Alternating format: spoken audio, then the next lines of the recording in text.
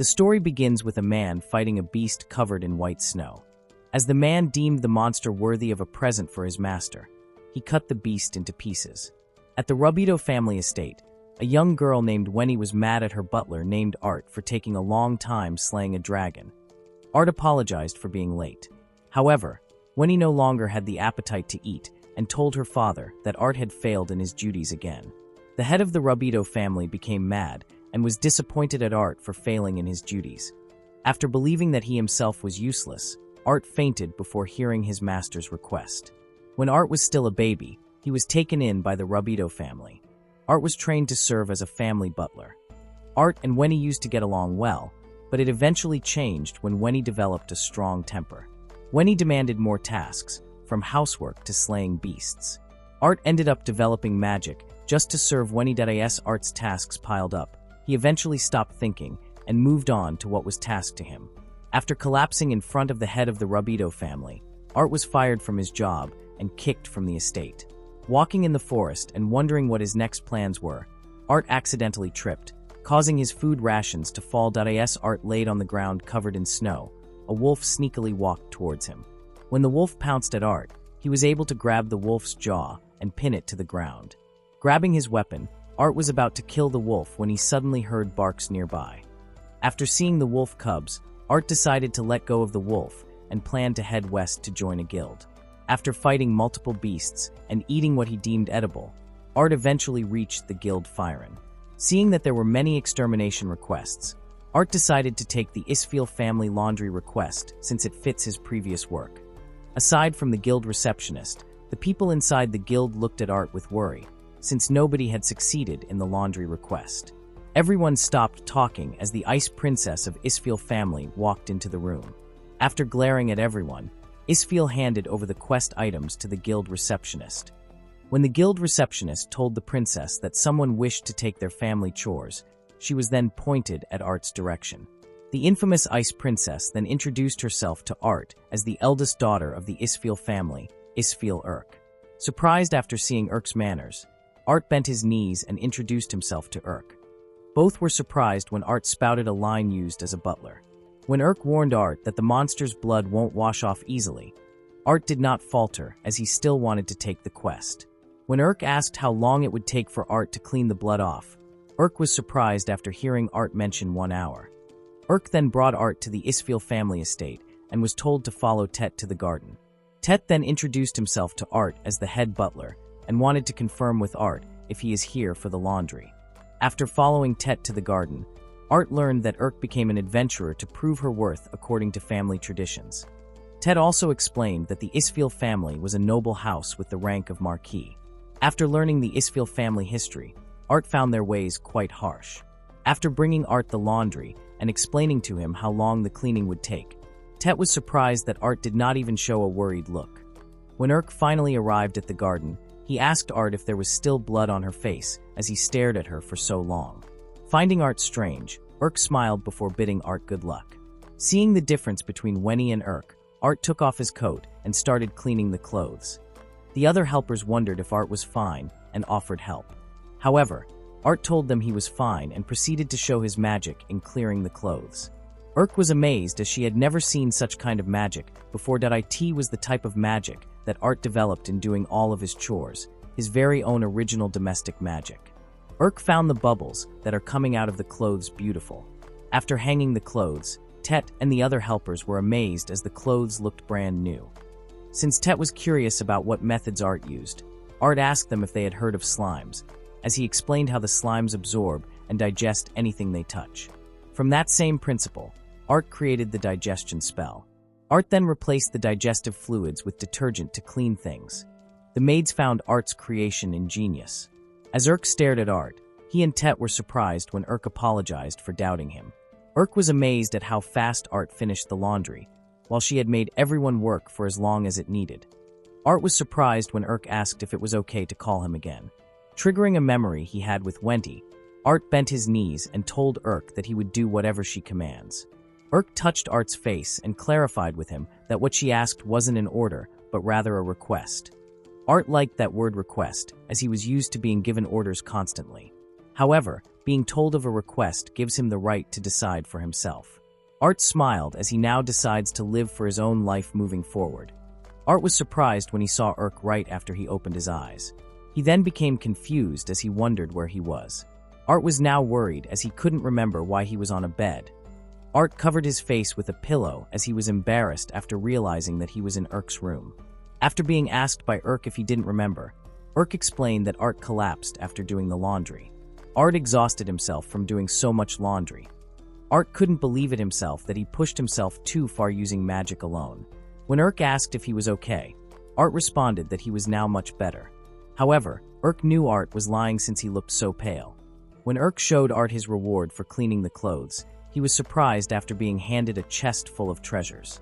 When Art responded that he does not have plans elsewhere, Urk gave him a new set of clothes to which he was very grateful. Before complimenting how Art looked in the suit, Urk mentioned that the suit is clothing prepared for servants as she wishes to employ him. Art thanked Urk for her generosity as he would gladly serve her. However, Urk asked Art to stop with the formalities as they are of the same age. After agreeing to Urk's terms, they then headed for breakfast. Art then whispered to Tet, asking him why Urk was acting so nice.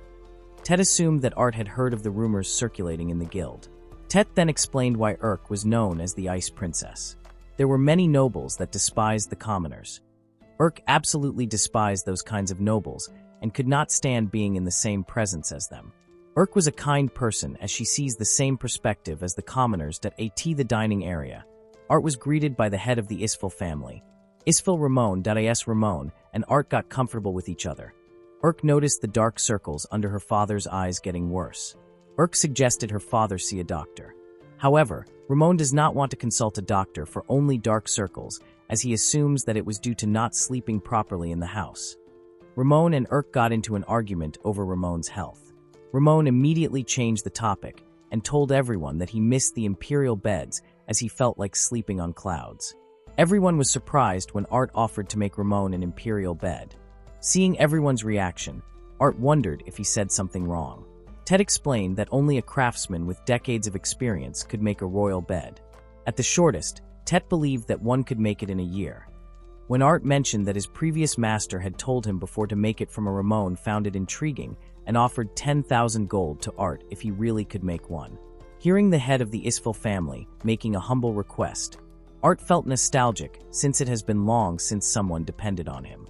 When Art mentioned that he first needed some great blackbird feathers, Urk found it to be dangerous and decided to tag along with Art.as. Urk and Art were setting up bait for the great blackbird. Urk wondered if the quality would be the same since the feathers of the blackbird were extremely hard and dirty. Art asked Urk to relax and reassured her that whatever the people needed him to do, he would handle it to the best of his abilities.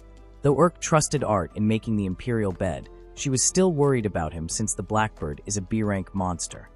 When Urk offered to defeat the monster, Art refused her offer and wished to do it himself. Art found it very strange that the blackbird hasn't roamed around the area yet. After hearing the great blackbird's roar, the two realized that the blackbird was above them. As the blackbird broke their cover, Urk tried protecting Art from the monster. However, her normal attacks do not deal serious damage to the monster. Seeing the blackbird preparing for its acid attack, Art immediately paralyzed the monster in order to protect Urk. While the blackbird was still unable to move, Art took the opportunity and cut off the blackbird's neck with just one swing of his sword. Urk was surprised and was curious about Art's sword technique, as she couldn't even see the sword. Urk was even more surprised when she learned that Art could also use paralysis magic. Art looked clueless as he learned that his abilities were not common. When they were about to skin the blackbird, Art noticed Urk being hesitant. When Urk stabbed the blackbird, she was immediately covered with the monster's blood. When asked if that was the reason why she always gets covered with blood, Urk asked for Art to be quiet about it. After washing off the blood and preparing the blackbird's feather, Urk was still worried if Art could really make the imperial bed with it. Both Tet and Urk were mesmerized when Art used his ability to clean off the blackbird's feathers. Urk was surprised after seeing the feather fully turned white. She was also surprised when Art explained that the blackbird's feather used to be white, but only turned black when becoming an adult. Hearing everyone in the estate giving him compliments, Art couldn't help himself but be embarrassed. When Art finally finished creating the imperial bed, Ramon was immediately in deep sleep after laying on the bed for a couple of minutes. Surprised when the others requested the same bed, Art decided to make a bed for each and every one. When Tet made Art realize his potential and that other nobles may appear and take advantage of him, Art immediately remembered his past, but happily responded that he just wanted to see everyone's happy faces. Art was embarrassed when Urk promised Art to protect his smiling face. As Art was about to head back to his room, Urk grabbed his hand and asked if he could visit the terrace later at night.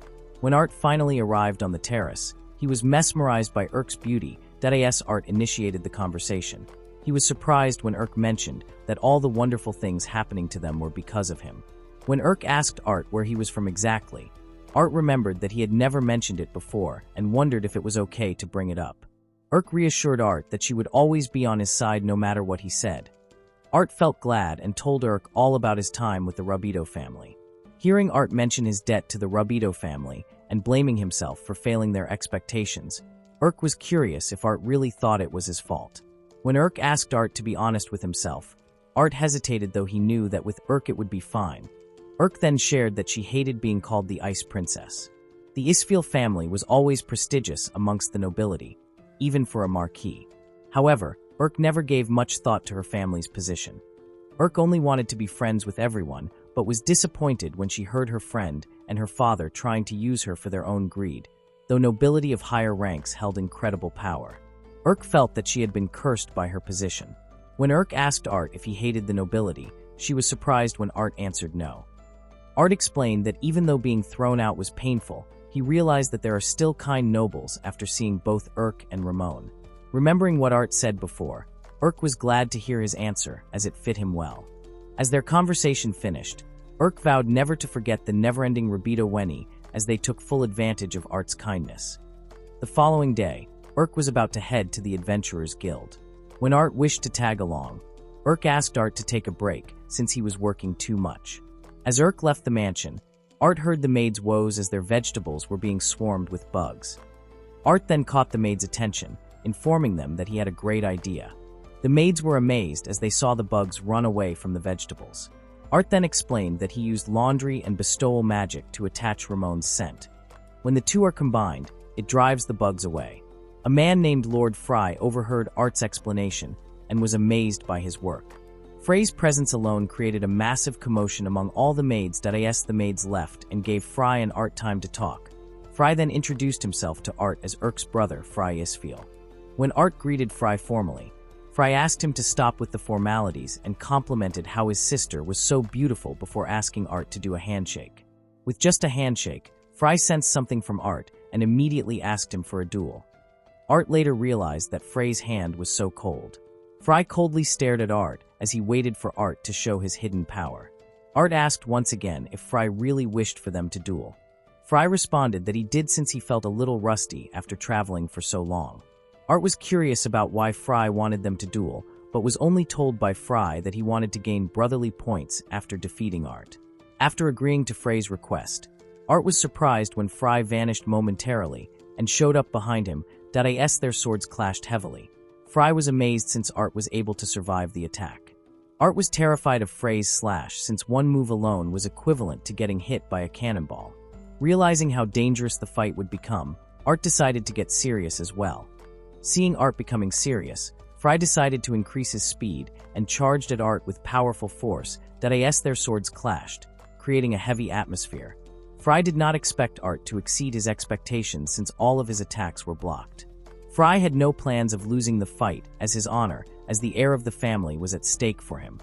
Showing any form of weakness to the other families could exert political pressure against the Isfil family. That is when Fry decided that the Isfil family must be stronger than anyone else. Even though Fry was already going all out, he was more curious about Art's limits. Fry was surprised and pleased when Art suddenly told him not to hold back and to wear him down. Deciding to no longer hold back, Fry cast a huge spell above them, which caught Ramon's attention. Fry revealed that he could also use bestowal magic, and along with refrigeration, he could create ice. Seeing Frey's ability, Ramon did not expect less from his heir. However, Ramon and Fry were surprised when Art smashed the ice. Astonished by Art's abilities, Fry asked him how he was able to destroy the ice. After explaining to Fry about creating friction from bestowal magic, both Ramon and Fry found it very clever and were more intrigued by art. Though the two only knew so recently and had different goals, all of it connects to Urk. As the two were amazed by one another's prowess, Fry sensed that Art was still holding back.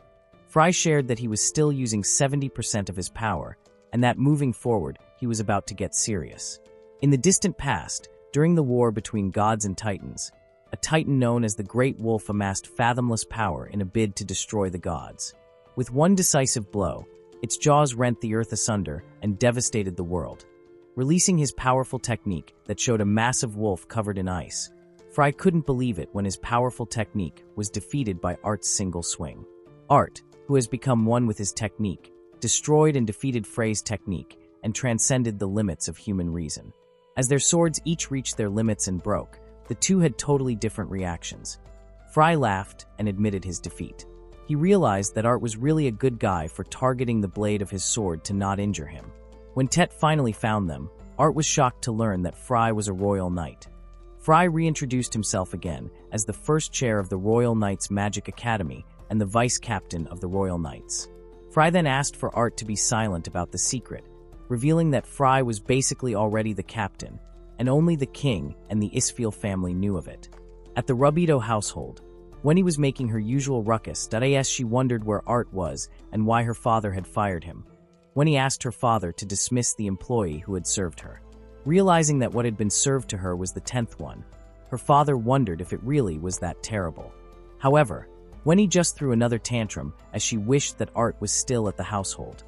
Understanding that they could never truly replace Art, the head of the Rubito household reminded Wenny again that the royal ball was just in 3 days. After learning that the ball would still take place, Wenty's mood changed and she was very excited to wear the wonderful dress that Art had made for her. Walking to the garden, Fry called Urk's attention to let her know that he was finally home. However, instead of being happy, Urk found it annoying.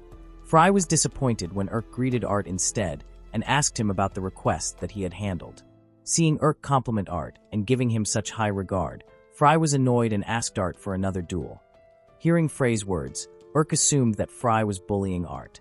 Even though Fry tried explaining to Urk, he immediately felt defeated when Urk told him she hated him. When Ramon finally arrived, he asked Fry to apologize so that the issue would end. Fry then mentioned that he had a message to deliver. When both Urk and Ramon asked if it was regarding the event, Art was curious and wanted to know what they were talking about. After explaining to Art about the royal ball, Urk shared her displeasure at being forced to attend the ball. Unfortunately for Urk, her presence was requested by the Duke, which meant that she had no choice. Both Fry and Ted apologized to Urk as they could not attend the ball with her since they were busy with their own tasks. As Ramon wondered who could attend the ball with Urk, everyone's attention was immediately drawn to Art. When Urk mentioned that she would go if Art was coming with her, Tet was in favor of Art going, as he was the perfect fit to be Urk's bodyguard and a representative for Fry. Realizing that he would again be useful to Urk, Art accepted their request, which delighted Urk. When Urk decided to have her dress made, she felt uncomfortable when one of their maids pointed out that her body was growing. After hearing the maid's words, Urk was confused as to why Art's face popped into her head. When the maid mentioned that they needed to have the bust enlarged, Urk was embarrassed when the maid mentioned that they may need Art's assistance. While the maid continued teasing Urk, Ramon and Fry, on the other hand, discussed a different matter. Fry mentioned that eclipse locusts were happening again. Ramon was worried about the land and their livestock, as the locusts would destroy everything. Ramon was more saddened after learning that the eclipse locusts had already begun and had already struck Paul. When Ramon asked for Frey's opinion about Art, Fry had a good opinion of Art, to which Ramon also agreed. Fry found it very fortunate that they found Art, as he thought of the bed Art made dangerously comfortable. As Ramon mentioned that he would deal with the locusts himself, he then asked Tet to give him the report about the Rubito family. Tet reported that a former staff member told him of a dark rumor. It was said that the Rubito family has access to large sums of money from unauthorized sources. Ramon only hoped that nothing would happen. As Urk and Art were about to head to the ball, Urk shared how she finds nobles quite troublesome. To break her saddened look, Art told Urk that she looked beautiful. After telling Art to stop with the compliment, Urk was embarrassed when Art kneeled in front of her as he vowed to protect her. Art's action eased Urk's worries. Art has decided for himself that he would no longer be anyone's puppet. In front of the mansion, Art could see the worry on Urk's face. Using the cleanse and enchant perfume, Art was able to calm Urk down. As the two went inside the mansion and joined the party, all the nobles complimented how beautiful Urk looked. Seeing Urk getting uncomfortable, Art reassured her that he was there for her. After calming Urk down, they then heard the music playing, which prompted Art to ask Urk for a dance. As the two danced on the floor, Urk was surprised at how good Art's dancing skills were. A mysterious young lady spotted Art on the floor and immediately hugged him.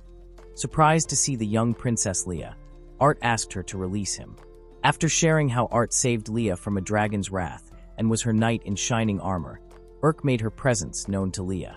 When Urk asked Art about what just happened, Art couldn't explain it himself as he also did not know. When Leah asked for them to go to a quieter place, everyone's attention was immediately directed at Wenny, who had just recently arrived. Boasting the dress that Art had made for her, Wenny asked her father which noble he had picked to be her fiancé. When her father pointed at the fat noble who was stuffing himself with food, Wenny was shocked and insulted the fat noble. The head of the Rabido family immediately slapped Wenny to stop her insults. After apologizing to everyone for the commotion, Wenny couldn't believe that her father would lay a hand on her. Scared of the man she was about to marry, Wenny ran away. Urk, on the other hand, was curious about how Art and Leah were acquainted. Realizing that Art was just really nice to everyone, Urk became curious when Leah asked if Art liked what Leah had sent her. When Leah boasted that she sent a large number of gold bars, Art became confused as he did not remember such a thing. Leah did not want to miss her opportunity with Art and asked him if he was free after the ball. While Leah and Urk argued about who Art should go with, Wenny, on the other hand, was running away from her father and her fiancé. Wishing for Art to save her, Wenty's attention was drawn to the commotion Urk and Leah were making. After seeing Art in the ball, Wenny called for him with anger in her eyes. 8 years ago, when both Art and Wenny were still kids, Wenny was bullied by everyone and called various names. When Wenny asked Art to punish those who were mean to her, Art tried reasoning with her, telling her that she was a nice person. From then on, Wenny was mad as Art did not even try to save her. Back in the current time, Wenny asked Art where he was and if he had quit being her butler. Art was nervous and couldn't talk back to Wenty. When Wenny told Art that they were now leaving, Urk stopped her, as she could tell that the rumors about Wenny were true. Curious about Urk's identity, Wenny later realized that she was talking to the Ice Lady and immediately apologized for her discourtesy. When Wenny asked Urk why Art was acquainted with the Marquis family, she was only told by Urk to stand down and leave Art alone. However, Wenny was hard to persuade and responded that the decision was for Art to make. Art did not expect to meet Wenny when he decided to go to the ball. But when he heard Wenny mention that her orders were absolute, Art became nervous and could not speak properly. Seeing Art in an uncomfortable situation, Leia asked Urk if she knew about the story of Hyoko. After explaining to Urk the similarities of the story to Art's situation, Leia told Urk that Art was not being dominated by his fear of Wenty. Hearing that Art was trying to retain his sense of self while returning to who he was in the past, Urk couldn't believe that Art, who can do almost anything, was listening to Wenty's orders. Learning that Art would rather listen to someone who would trample others and use them until they're all worn down, Urk asked Art why he would lie to her. Leia asked Wenny about the mountain of gold he had sent for Art. Wenny tried to feign ignorance but could not hide it anymore when Leia informed her that Art had already told her. When Wenny mentioned that all of Art's belongings were also hers, she tried asking for Art's confirmation. However, Art himself was still unable to talk. Wenny tried to manipulate Art once again to escape Leia's accusations. Art was now in a spiral as he tried to avoid causing trouble for Urk and ended up assisting Wenny. As Art showed a cold look, Urk asked Art if he remembers the first time he had helped her with his washing magic. After reminding Art of all the good things he has done for the Isfeel family, Urk asked Art to rely on her for once. When Wenny saw Art stopping, she told Art not to listen to Urk's words. However, Urk asked Art for another request, which was for Art to stop lying to her. As Art turned around, he felt somewhat released from Wenty's orders. Hearing Urk's request, Art felt that he was the worst for betraying the trust of all the kind-hearted people who had helped him. Knowing that he was about to betray Urk, Art tried to reach out to her, but was dragged by Wenty as she no longer wished to stay in the mansion. Realizing that he had disappointed the only person that accepted him for who he was, It was then that Art knew he had failed as a butler. Art no longer wanted to lie to Urk. He then apologized to Leia and told her the truth. While everyone had a different reaction to Art's honesty, Art told Wendy that he was expelled from the house and was no longer her butler. Wendy tried ordering Art to stop talking. However, Art could no longer be manipulated as he told Wendy that he was now Urk's butler. Wendy froze as Urk told her that she would intervene if she plans to make Art do anything else. Wendy wanted to retaliate, but instead threw a tantrum as she had thought that Art was always her butler. Leia reminded Wendy that their matter was not yet settled, and for her impudence towards the kingdom, she would be punished right now. Hearing that her father and the other houses were escaping, Wendy told Art that she would not forget the embarrassment that she received before leaving. However, she embarrassed herself even more after stepping on her own dress and falling over. While everyone's attention was directed at the nobles who left the party, Art was surprised when Urk hugged and welcomed him back. Their moment was broken by Leia when she mentioned that she did most of the work. The two then continued with their argument, but were abruptly stopped when Urk was told that terrible news was about to land towards her home as a large number of black bats were approaching. Art was introduced to Peters, the guildmaster. After their introductions, Peters then told everyone that they shouldn't be too relaxed as the locusts were much more dangerous than they think. Peters revealed that 20 years ago the locusts started getting imported to a famine-struck kingdom. Because of their black and hard shells, the locusts do not die easily. Art remembered in the royal capital books that there was a swarm of between 100 million to 1 billion locusts. After sharing that the other cities had already been decimated, Ramon knew that there would always be a substantial amount of damage. However, Peters told them that this time was different, as there are now around 500 billion locusts. Surprised to learn the actual numbers, Ramon and Tet guessed that the pure Queen Batter's manifestation has shown up. Urk was confused about what they meant. Peters explained that black ones are the common ones while the white and large ones are what they call the pure. Knowing that it was ranked as the most dangerous, Peters wanted to defeat the pure right away, but was hesitant since its power was strong enough to destroy a whole country. When Tet asked how long they have until the pure arrives, Fry was surprised and now worried when Peters told them that the pure would arrive in 1 week.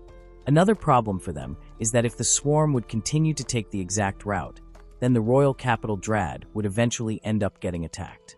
When Art offered a suggestion, Peters was doubtful of Art, but was supported by Urk and Ramon as they wished to know Art's suggestion. When Art showed them his lemon water and explained that he could apply bug-repelling magic to it, Peters thought of it as a joke. However, they were all surprised when the maid shouted that it was because of the lemon water that the bugs stopped approaching her even though she didn't take much of it. Art then reassured them that if all things went according to plan, the lemon water could buy them time for the next 2 days. Learning the effectiveness of the lemon water, Peters asked Art if he could really do it. Art reassured everyone that they could leave it all to him. Art was confident that no matter what happens he would protect the Isfeel family. Urk was now more amazed by Art on how he could stand up for anyone. When their meeting finally ended, Urk took a bath and thought that Art gave all of his power for her sake and ended up always being saved. Outside the capital, Leah sneaked out of her home without informing someone. Leah couldn't let Urk take Art away from them as they were now on a mission to get Art and head to the Isfeel household. Art was not expecting to find locusts in the Isfeel family garden. As Art greeted his experimental locust, Urk saw Art's notes and was curious if he had looked at all the piled-up books. Art responded that he had, as they did not have much time. Worried for Art, Urk asked him not to overwork himself and mentioned that he could always ask for her help. Art, who promised never to lie to Urk again, decided never to make Urk worry and was grateful for her taking care of him. Though the locust loved the wheat poisoned with enchanting magic, it still didn't help Art in coming up with a good plan. Art was surprised when Princess Leah suddenly showed up. After greeting Urk and Art, Leah told them that she came to help out and asked him to accept the mountain of gold she had brought. Even though the amount Leah gave Art before was less, it still left not just Art but also Urk in a frozen state after seeing the stacked gold. Leah also mentioned that she had brought the required materials regarding the black batters. When Urk told Leah that she may have overdone herself, Leah was annoyed as she somewhat boasted that what she had brought was not yet much. When Leah asked Art for his response, Art was confused and asked what response she meant. Princess Leah explained that she was talking about her marriage proposal to Art, which surprised both Art and Urk as they didn't even remember Leah proposing to Art. Leah tried explaining the events that transpired before, but that just made no sense for Urk. The two started arguing again, putting more pressure on Art. When Art asked the two young ladies to stop fighting, Leah suddenly asked Art if she was not to his liking. Seeing Art unable to respond right away, Leah tried persuading him by bribing him with a book that contains explosion magic. However, Art had no need for such a spell. Annoyed, Leah decided to help out in another way. When Art asked Leah if she could help out with the locusts, Leah was surprised and immediately shivered in fear. Though Leah hated the task, she still wanted to do it just to help Art. After assigning the task to Leah, Art excused himself from everyone as he was about to head into the woods. Urk offered to go with Art as she was worried for Art's well-being since the Queen Batter was outside, which meant that the monsters had started to go savage. Art reassured Urk and told her that he was just going to get adventurers from the guild to help with the situation. Art pointed out that even though it was reassuring if Urk came along, Leah needed someone to watch over her. Thinking that she was once again being protected, Urk disappointingly agreed with Art.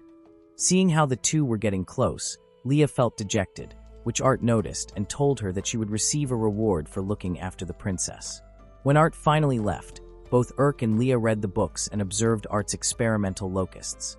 As they observed the locusts' passive behavior, Urk reminded Leah that it was about time to feed the locusts. Seeing the locusts eat anything, Urk wondered where Art was now and if he was okay. Thinking like a loving wife sending her husband off to battle, Leah wondered why she had to wait along with Urk. As the two talked about the task given by Art, Urk changed the topic and asked Leah about the gold embezzlement incident. Leah revealed that they were planning on imposing an appropriate punishment on the wrongdoers and would most likely imprison them. Leah shared that usually such a crime would result in death, but in order to impress Art, they planned not to take their lives instead. Urk wondered if Leah planned on informing Art about the Rubito family's punishment. Leah was not sure if she should tell Art, but when she saw Urk's worried look, Leah told her that women needed to have tolerance. Confused by what Leah meant, Urk then realized that it was a gentleman's job to try their hardest to gather a lady's favor.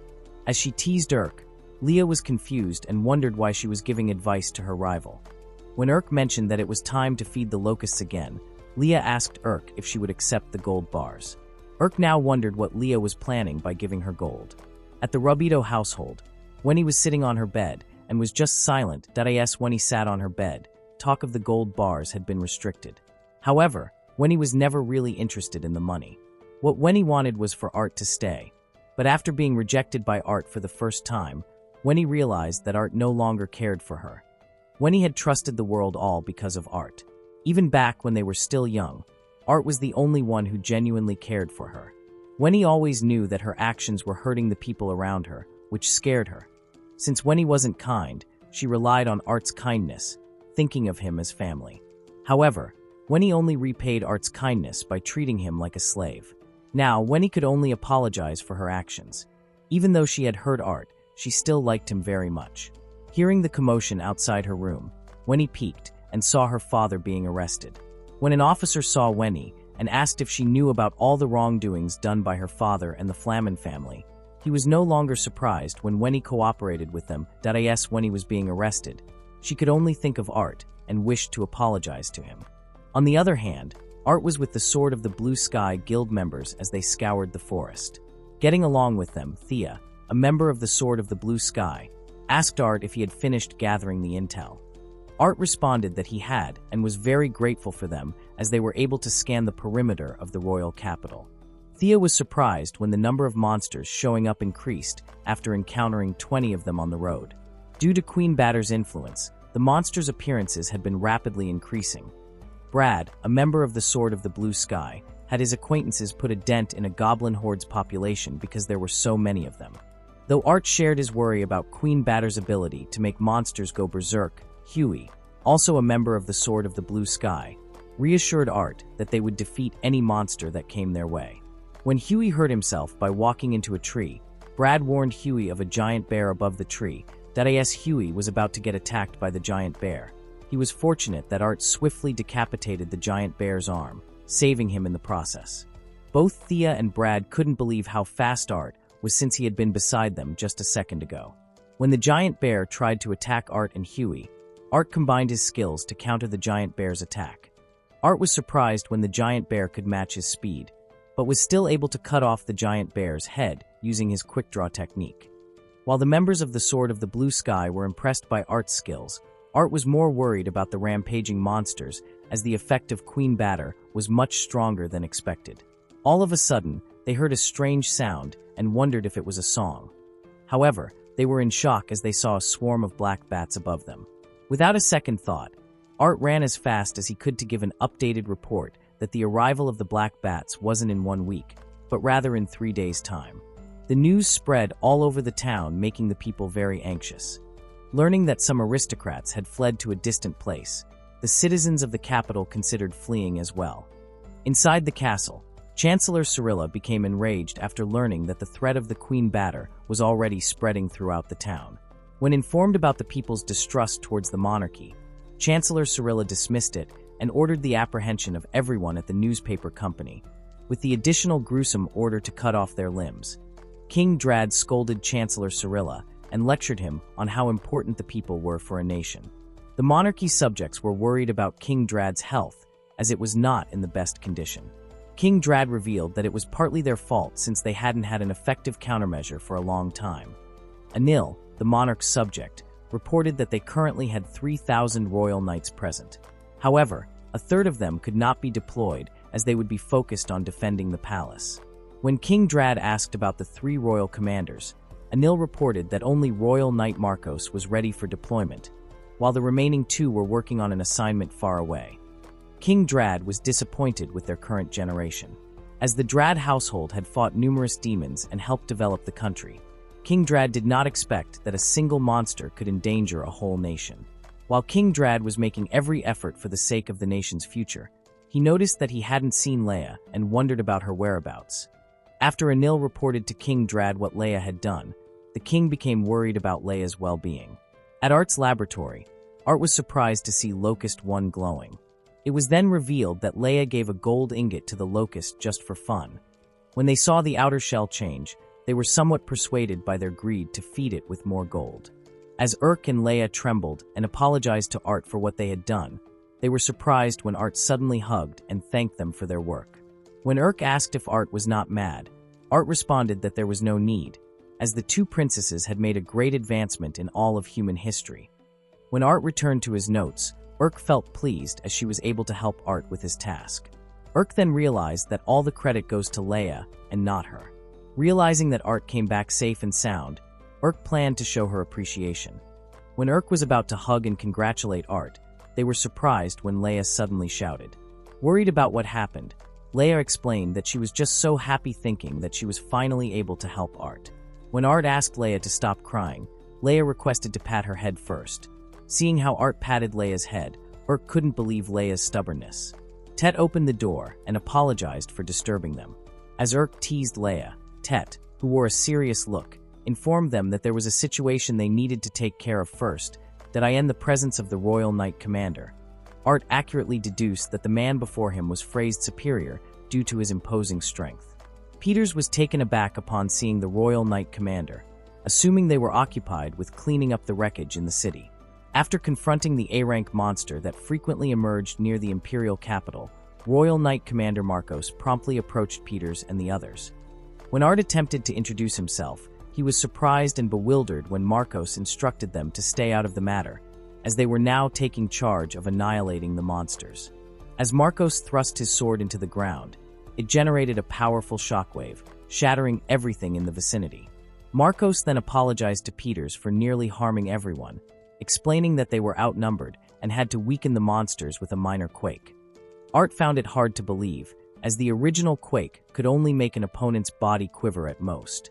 When a giant bear threatened a nearby knight, Commander Marcos noticed and promptly blocked the attack with his own arm. He defeated the giant bear by pinning its head with his bare hand. As Commander Marcos headed towards the area filled with monsters, he effortlessly eradicated them, regardless of their power. Art was certain that among the people he had encountered so far, Commander Marcos's strength belonged to an entirely different league. Peters disclosed to Art that Commander Marcos was the reason why the Imperial capital had maintained peace to this day, solely focused on annihilating the enemy before him. Since Marcos joined the Imperial Knights approximately 15 years ago, No other nations had attempted invasion. Art marveled at how Marcos courageously acted as bait, buying time and ensuring the safety of everyone. He wondered if he had half as much courage as Marcos. Perhaps Urk wouldn't have shed tears. As Commander Marcos instructed everyone to step back, he blatantly disregarded others' concerns for him and prepared to obliterate another wave of monsters.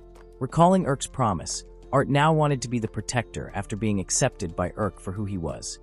Utilizing the combination of Art's abilities, he created a new type of magic called Misty Jail and Multicast, capturing the monsters above.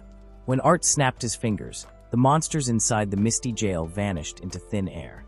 Art did not escape the consequences of multicasting an enchant spell and immediately fell to his knees. Commander Marcos approached Art, introduced himself, and complimented Art on his impressive spellcasting. The members of the Royal Knights were surprised to hear Commander Marcos praising Art, as it was highly uncommon. As Commander Marcos expressed gratitude towards Art, Art was taken aback by the sudden change in behavior that he then reintroduced himself as a new member of the Isfeel household. While the two locked eyes, they were abruptly interrupted by Tet, who informed Art that Urk was engaged in battle with multiple monsters at a nearby orphanage. While fending off a pack of monstrous wolves, Urk felt frustrated, knowing that one mistake on her part could mean the end for the nuns and children she was protecting. Thinking of Art, Urk reminded herself not to be lenient. As Art was also risking his life to fight in the city, Urk had always worked very hard to be Art's strength.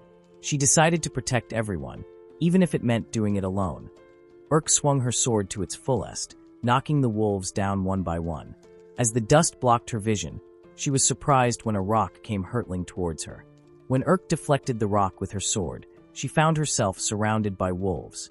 Realizing her mistake, Urk was about to close her eyes, accepting her fate. Suddenly, Urk saw the wolves being paralyzed and killed simultaneously. Emerging from the thick dust was Art, running towards her with a worried look. Art was grateful that Urk was safe and not heavily injured. Thinking she had been saved once again, Urk apologized to Art for not being strong enough. Art tried to console Urk and tend to her wounds, but she dismissed her injuries. Seeing Urk alive and well, Tet felt relieved as he ran towards her. Learning of a supposed emergency meeting at the guild, Urk and Art immediately left the orphanage. While passing through what was left of the city, Art noticed an injured knight on the ground. When Art saw a vice captain carrying his injured comrade, he handed them a salve thinking it would help with their injuries. When asked about his identity, Art responded that he was only an ordinary butler and excused himself afterward. Urk smiled after seeing Art's kindness to anyone he wanted to help. After some time, Art and Urk were already at the guild auditorium. Peters called every guild member's attention before giving the stage to Art. After Art introduced himself, he revealed during his investigation that the Black Locust invasion rate was much faster than anticipated. Expecting them to arrive at Fyron in approximately 3 days, Art's sudden news caused panic and chaos within the guild, as there was not enough time for them to defend. Annoyed by the commotion, Peters slammed his fist onto the wall, reminding everyone of the urgent situation and asking them to quiet down and listen. Amazed by Peters' authority, Art informed everyone of his plan to use his magic-infused lemon water to keep the insects at bay. Some were amazed by Art's plan, but they were now curious about how to subjugate the locusts. Art revealed a way to subjugate them by presenting one to the guild along with a magic ore. In his experiments, Art discovered that a black locust ingesting minerals has an effect on its shell. When Art fed the locust with a magic ore, everyone was surprised when it kept twitching until it died. Peters informed everyone that black locusts do not have the right organs to digest mana. Since they are intolerant to it, this meant that magic ores are poison to the black locusts. When Art told everyone that his plan would maximize their chances of avoiding a battle and exterminating a large portion of black locusts, he was surprised as everyone fell silent. Suddenly, Art was bombarded with compliments from every member of the guild. Urk did not escape the mountain of compliments when Art mentioned that Urk and Leah caused the breakthrough they needed, everyone regained their hope. Peters reminded them to prepare themselves since the decisive battle would be in 3 days. Art was already receiving so much strength from Urk, just by being by his side. As the swarm of black locusts was about to reach the city, Art vowed that no matter what happens, he would definitely protect the Royal Knights, led by Commander Marcos, prepared themselves, The citizens handed each of them flowers as a token of their appreciation. At the city walls, Urk and Art oversaw the knights and realized that the time had finally come for war. Urk apologized to Art for dragging him into the fight. Art smiled and told Urk that she didn't need to apologize since he would do anything to help her. Urk was surprised when she saw the Firen orphans greeting her, as Urk reminded them that it was not safe and instructed them to return to the refuge at the family estate. She felt glad and happy when the orphans handed her a good luck charm. The nun then explained that the children could no longer be stopped as they wished to give Urk the charm. Urk hugged the children and promised them that they would play again once she comes back. Since the war council was about to begin, Urk asked the kids to return to the estate. Seeing how sweet the kids were, Art was confused when Urk found it a miracle seeing them laugh now. Urk explained that the kids were disaster orphans and victims of abuse, abductions, and monster assaults. Urk personally supported their orphanage as it was experiencing some financial difficulties. Remembering how she first met Urk, Art was sure that the kids were glad meeting Urk. Their conversation was cut off when the Order of Knights arrived and the War Council was about to begin. As Peters explained their plan, he then introduced the leaders to everyone, starting from Urk as the Outlook Squad leader, Commander Marcos as the Diversionary Squad leader, Art as the Ambush Squad leader, and Ramon for the Rearguard Sweepers. After the War Council for the decisive battle had ended, the knights ate, drank, and enjoyed their night before the war began. Seeing everyone having fun, Urk revealed that it was Peter's treat as he told everyone that it might be their last day. Art noticed that Fry looked like he was in a rush after they talked to him. Urk responded that Fry was headed west with the rest of the cavalry unit. Art was somewhat reassured after learning that Ramon and Tet were participating in the war since they were once former high-ranking adventurers. When Urk mentioned how dangerous the Queen Locust was, Art stood up and grabbed Urk. Art told Urk that there was a place that he wanted to show her. Urk was confused when Art brought her to a crystal firefly breeding ground. Knowing that they had different roles, Art apologized to Urk for not fighting side by side. When Urk asked Art if he was going to single-handedly defeat the Queen Locust, Art was caught off guard and responded that she was correct. Knowing that Art would defeat the Queen Locust no matter what, Urk grabbed Art's clothes with worry. Art asked Urk if she still remembered what they talked about on the terrace. Art expressed how happy he was when Urk accepted him for who he was. Art wished that he could be by Urk's side during her happy days, as it was the first time he genuinely felt like he wanted to protect someone. Urk was surprised when Art suddenly hugged her and apologized for making her worry. Art mentioned that he was a butler, and it was his life's purpose to do his very best for his master, even if it would cost his life. Surrounded by the crystal fireflies, Art promised that he would return to Urk by her side. The feelings Art kept close to his heart ignited a flame of hope in his chest. Art hoped that Urk might be blessed with overflowing happiness with his determination as a butler. It was thanks to Princess Leia, who prepared large quantities of magic ores and wheat flour, that the subjugation of the Black Locust was a huge success. Now, the remaining task for Art was to finish off the last few. The members of the guild, along with their guild master Peters, were handling the Black Locusts. Ramon and Urk noticed the smoke signal and hoped that Art would finish off the Queen Locust. Art, hiding in the bushes, saw that everyone had succeeded in dividing the Locust's numbers. Knowing that all he had to do was defeat the Queen Locust, Art remained cautious, aware that attempting to break through with magic would be futile against the wall of Black Locusts. Wishing that the people who had supported him were by his side at the moment, Art knew it was not possible, and that he had to do it by himself. As the Black Locust slowly dispersed, the Queen Locust revealed itself, alarming both Art and Peters. Surprised, Ramon immediately instructed everyone to get down. One attack from the Class S Queen Locust wiped out a large portion of the forest, and the explosion reached the kingdom. Covered in rubble and piles of rocks, the knights immediately alerted the medics as there were many wounded. Art, who did not expect such power from the Queen Locust, hoped that everyone was okay and had survived the attack.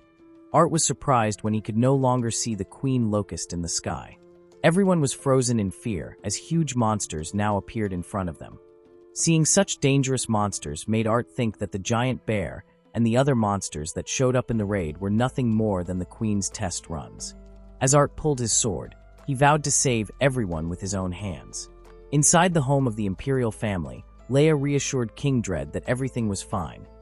King Dread then requested Leia to sing him a song as he felt pathetic being ill and bedridden during a crucial time for his kingdom. Thinking that her father still somewhat acted like a child, Leia agreed to King Dread's request to sing him a song and reassured him that her supposed future spouse, the world's strongest butler, was at the war fighting for everyone. As Princess Leia started singing for her father, Art began decapitating each of the monster's heads and limbs. With swift movements, Art could produce multiple slashes in just a few seconds. As Art became more focused on annihilating the monsters, Urk prayed for Art's safety. Ramon asked Urk to stay alert as there was already a swarm of monsters near them. The soldiers felt fear after seeing the numbers of the monsters that had shown up. However, Urk gave them the guidance and fighting spirit needed to fight back against the monsters in front of them. With commands coming from Urk, they were able to put the monsters at bay. Urk was grateful for learning the art of war at an early age, as it had proved to be advantageous to them. Ramon was glad that Urk stayed in the fort with them, but when Urk responded that it was her wish to stay, Ramon asked her why she was lying. Confused at what Ramon was talking about, Urk received wisdom from Ramon and was told that the most important thing was to look within herself and never lie about her own feelings. Ramon and Tet asked Urk to follow her heart and leave the defending to them. Urk's wish was to protect her beloved city and its people. To make that wish come true, Urk gave everything she had. However, she knew that she did not possess the strength like the veteran warriors. The war was something they must win to protect Firen, and Art was the core of the strategy. Urk knew that she did not have the power to do it alone, yet she still wished to be Art's strength. Not wanting to lie to those dearest to her, Urk wanted to protect them, even if just by providing support. Urk then asked Ramon for permission to go to the front lines, as she wanted to protect the city with the person she cherished the most. Ramon smiled and suggested to Urk to get away as far as she can since the Queen Locust was now right above them. Art later noticed that the Queen Locust was headed straight for their stronghold. While eradicating the monsters on the battlefield, Art knew that he needed to hurry, as the Queen Locust was headed for their stronghold. However, he also had to somehow protect the diversionary squad. All Art could do for the time being was to pray that Urk would be safe. With the Queen Locust's presence in front of them, the knights immediately called an emergency, as the Queen Locust was tearing them apart. Surprised by the Queen Locust's strength, the mages asked everyone not to move forward fearlessly as they cast and threw ranged spells at the Queen Locust. Unfortunately, their magic did not even reach the Queen Locust, as it was just nullified.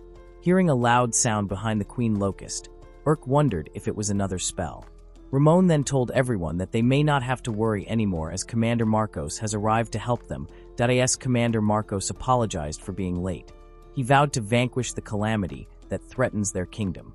Commander Marcos swung his sword, causing a huge shockwave. As the area was now covered in thick dust, Urk wondered if Commander Marcos succeeded. However, she was surprised upon seeing Commander Marcos being impaled. As Art was getting tired of killing the monsters, he still couldn't decide if he had to leave the diversionary squad. When a monster was about to hit Art, he was surprised and fortunate that Peters came to save him. When Art heard a familiar voice, he immediately turned around and saw Fry along with the other royal knights. Realizing that what Commander Marcos had told them before was correct, Fry instructed the knights to prepare themselves as they were now going to join the war. While Peters, Fry, and the rest of the royal knights handled the monsters on the battlefield, Art was told to head over to the Queen Locust. Art was still unsure if it was the right idea, but Peters gave him an order to go, as he does not want to look after a kid like him.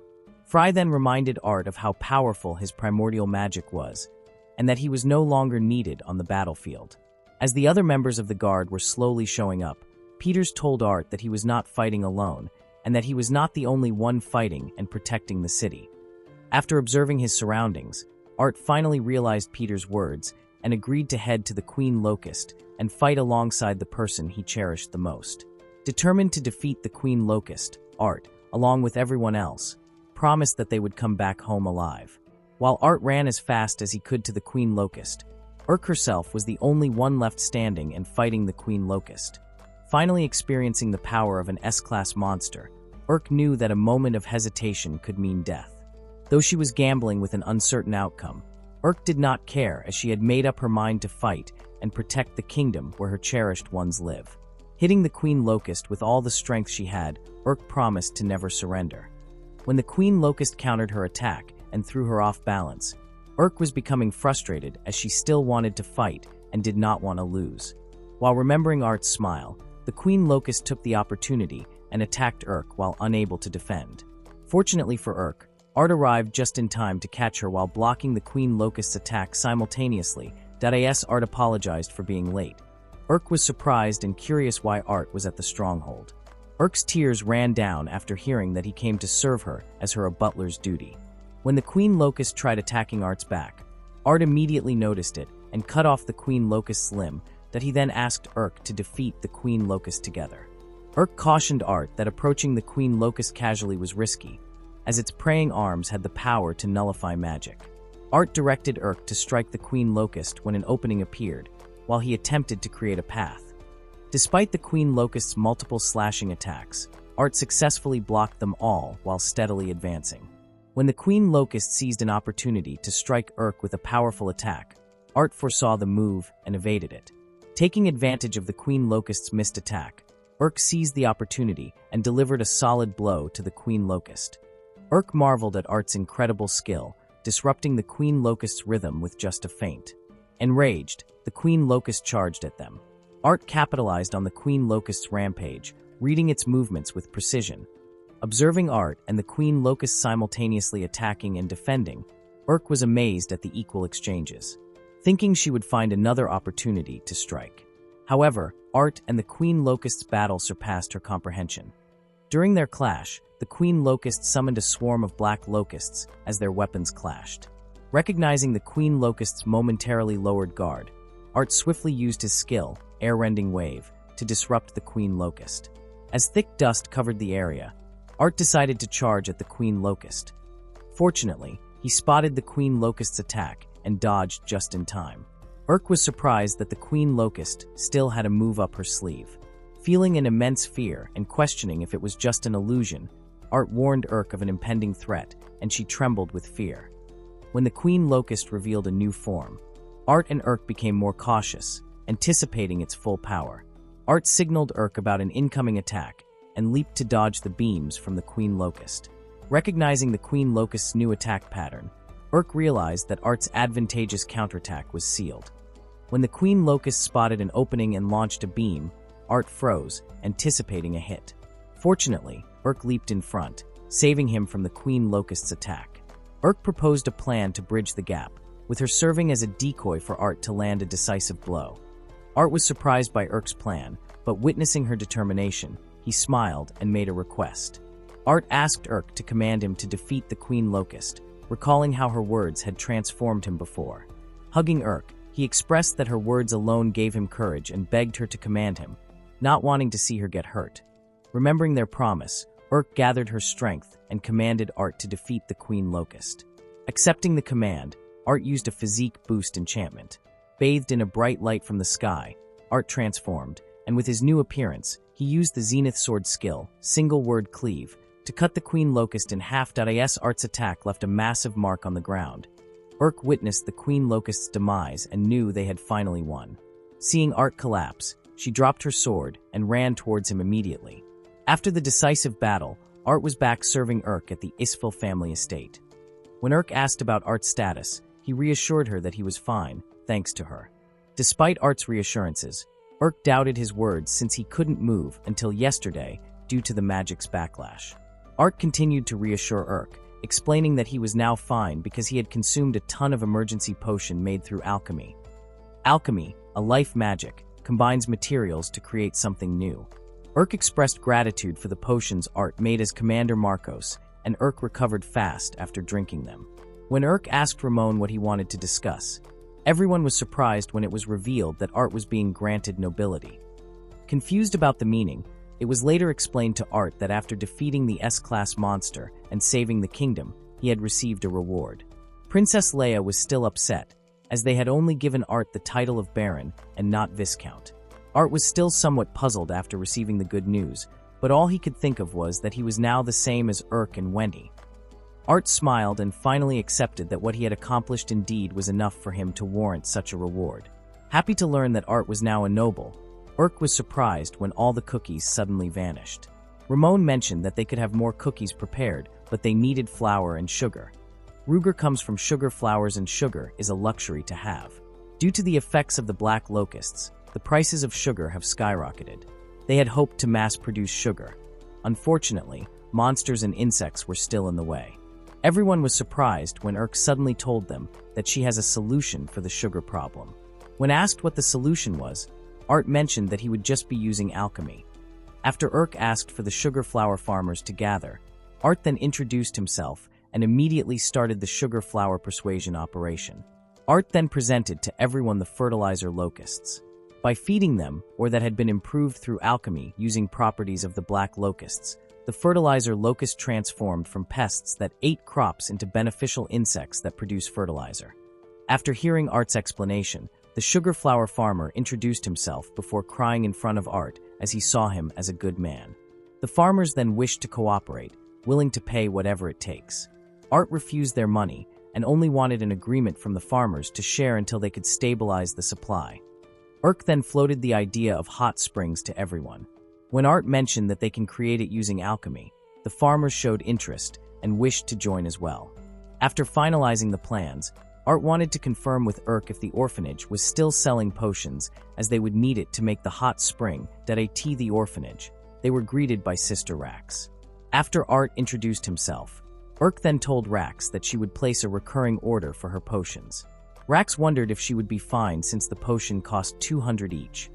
When Urk showed interest in buying potions that Rax currently had in stock, Rax was worried that the common people wouldn't be able to understand the use of potions. When Art shared that he once drank 10 potions every day, Sister Rax was surprised since drinking too much potion would lead to addiction, and in the worst-case scenario, he could die. When Art noticed that the potion was a high-density potion, he was curious why it was sold so cheap. When Sister Rax revealed that she was a dark elf, Art felt bad as he forgot that dark elves were discriminated against just because they're said to be close to the devil. When Sister Rax mentioned that merchants would say that products made by dark elves were disgusting, Urk was annoyed after learning what Sister Rax was going through and asked for the names of the merchants so that she could teach them a lesson. The kids in the orphanage called for Sister Rax's attention as they were now hungry and complained that there was another leak in the roof that Sister Rax promised to fix the roof. She told Art and Urk that she did not care what others would say about her since all she wanted was just to protect the kids. Art and Urk were surprised when they saw Sister Rax's appearance suddenly change. Art then offered help in fixing things in the orphanage. After some time, Art gathered everyone in the bathhouse as he presented to everyone the hot spring he was about to make using alchemy. Mixing the elements and ingredients all together, Art was able to create a high potion bubble bath. While Urk and the others were being captivated by the bubbles produced in the hot spring, Art then informed everyone that the room was for the ladies and that they were now headed to another room. Urk then complimented Art as he had outdone himself once again. As the ladies tested the hot spring, they took their clothes off and soaked themselves in the warmth of the hot spring. The men had already tested the hot spring themselves, which the ladies noticed as they overheard them from the other room. Sister Rax was surprised since she has never met someone as kind as Art. When Urk shared Art's qualities, she was startled when Sister Rax accurately guessed that Urk was in love. Sister Rax gave Urk advice to be more confident in supporting Art since he was a wonderful person. Noticing that Urk was not the only one who was after Art, Sister Rax informed Urk that she would be accepting the potion request. As everyone was relaxing and enjoying their time in the hot spring, a mysterious man was holding Art's photo as he was so eager to get a hold of Art. While everyone was having a pleasant conversation, they suddenly received a visitor. The man then introduced himself as Flavrik, the owner of the Eternal Shop in the royal capital. Ramon asked what Flavrik's purpose in visiting them was, but before they discussed the purpose of his visit, Flavrik gave them many gifts. When Ramon asked about the reason for the gifts, Flavrik mentioned that he had heard about Art's powers and thought that he could be beneficial for business. Flavrik, captivated by the magnificent things Art created, even called it a work of God. When Urk told Flavrik that Art had no intention of using his power to make money, he was immediately disappointed. Art then asked Flavrik about the reason he started his business. Flavrik dramatically revealed his past experiences and portrayed the tragic ending of his mother and her request. As Flavrik tried to persuade Art with his words, Ramon immediately intervened and asked him to declare how much of the profit they would be getting and state the rights concisely. Seeing how direct Ramon was, Flavrik did not expect less from the former minister. When Flavrik suggested a 50% share, Ramon immediately realized that Art's power would mostly be used. He raised the share to 90%, and the rights would be transferred to them. As Ramon suggested for Flavrik to back off and not drag Art, Flavrik pulled out a letter, making Ramon think of a threat. Flavrik explained that the letter was not about the Isfeel family, but rather a secret of Art. He then threatened Art that if the secret gets out it would damage the family. Ramon had enough of Flavrik and showed him a second letter. After informing Flavrik that the letter was anonymous, Flavrik's expression darkened as the letter was definitive.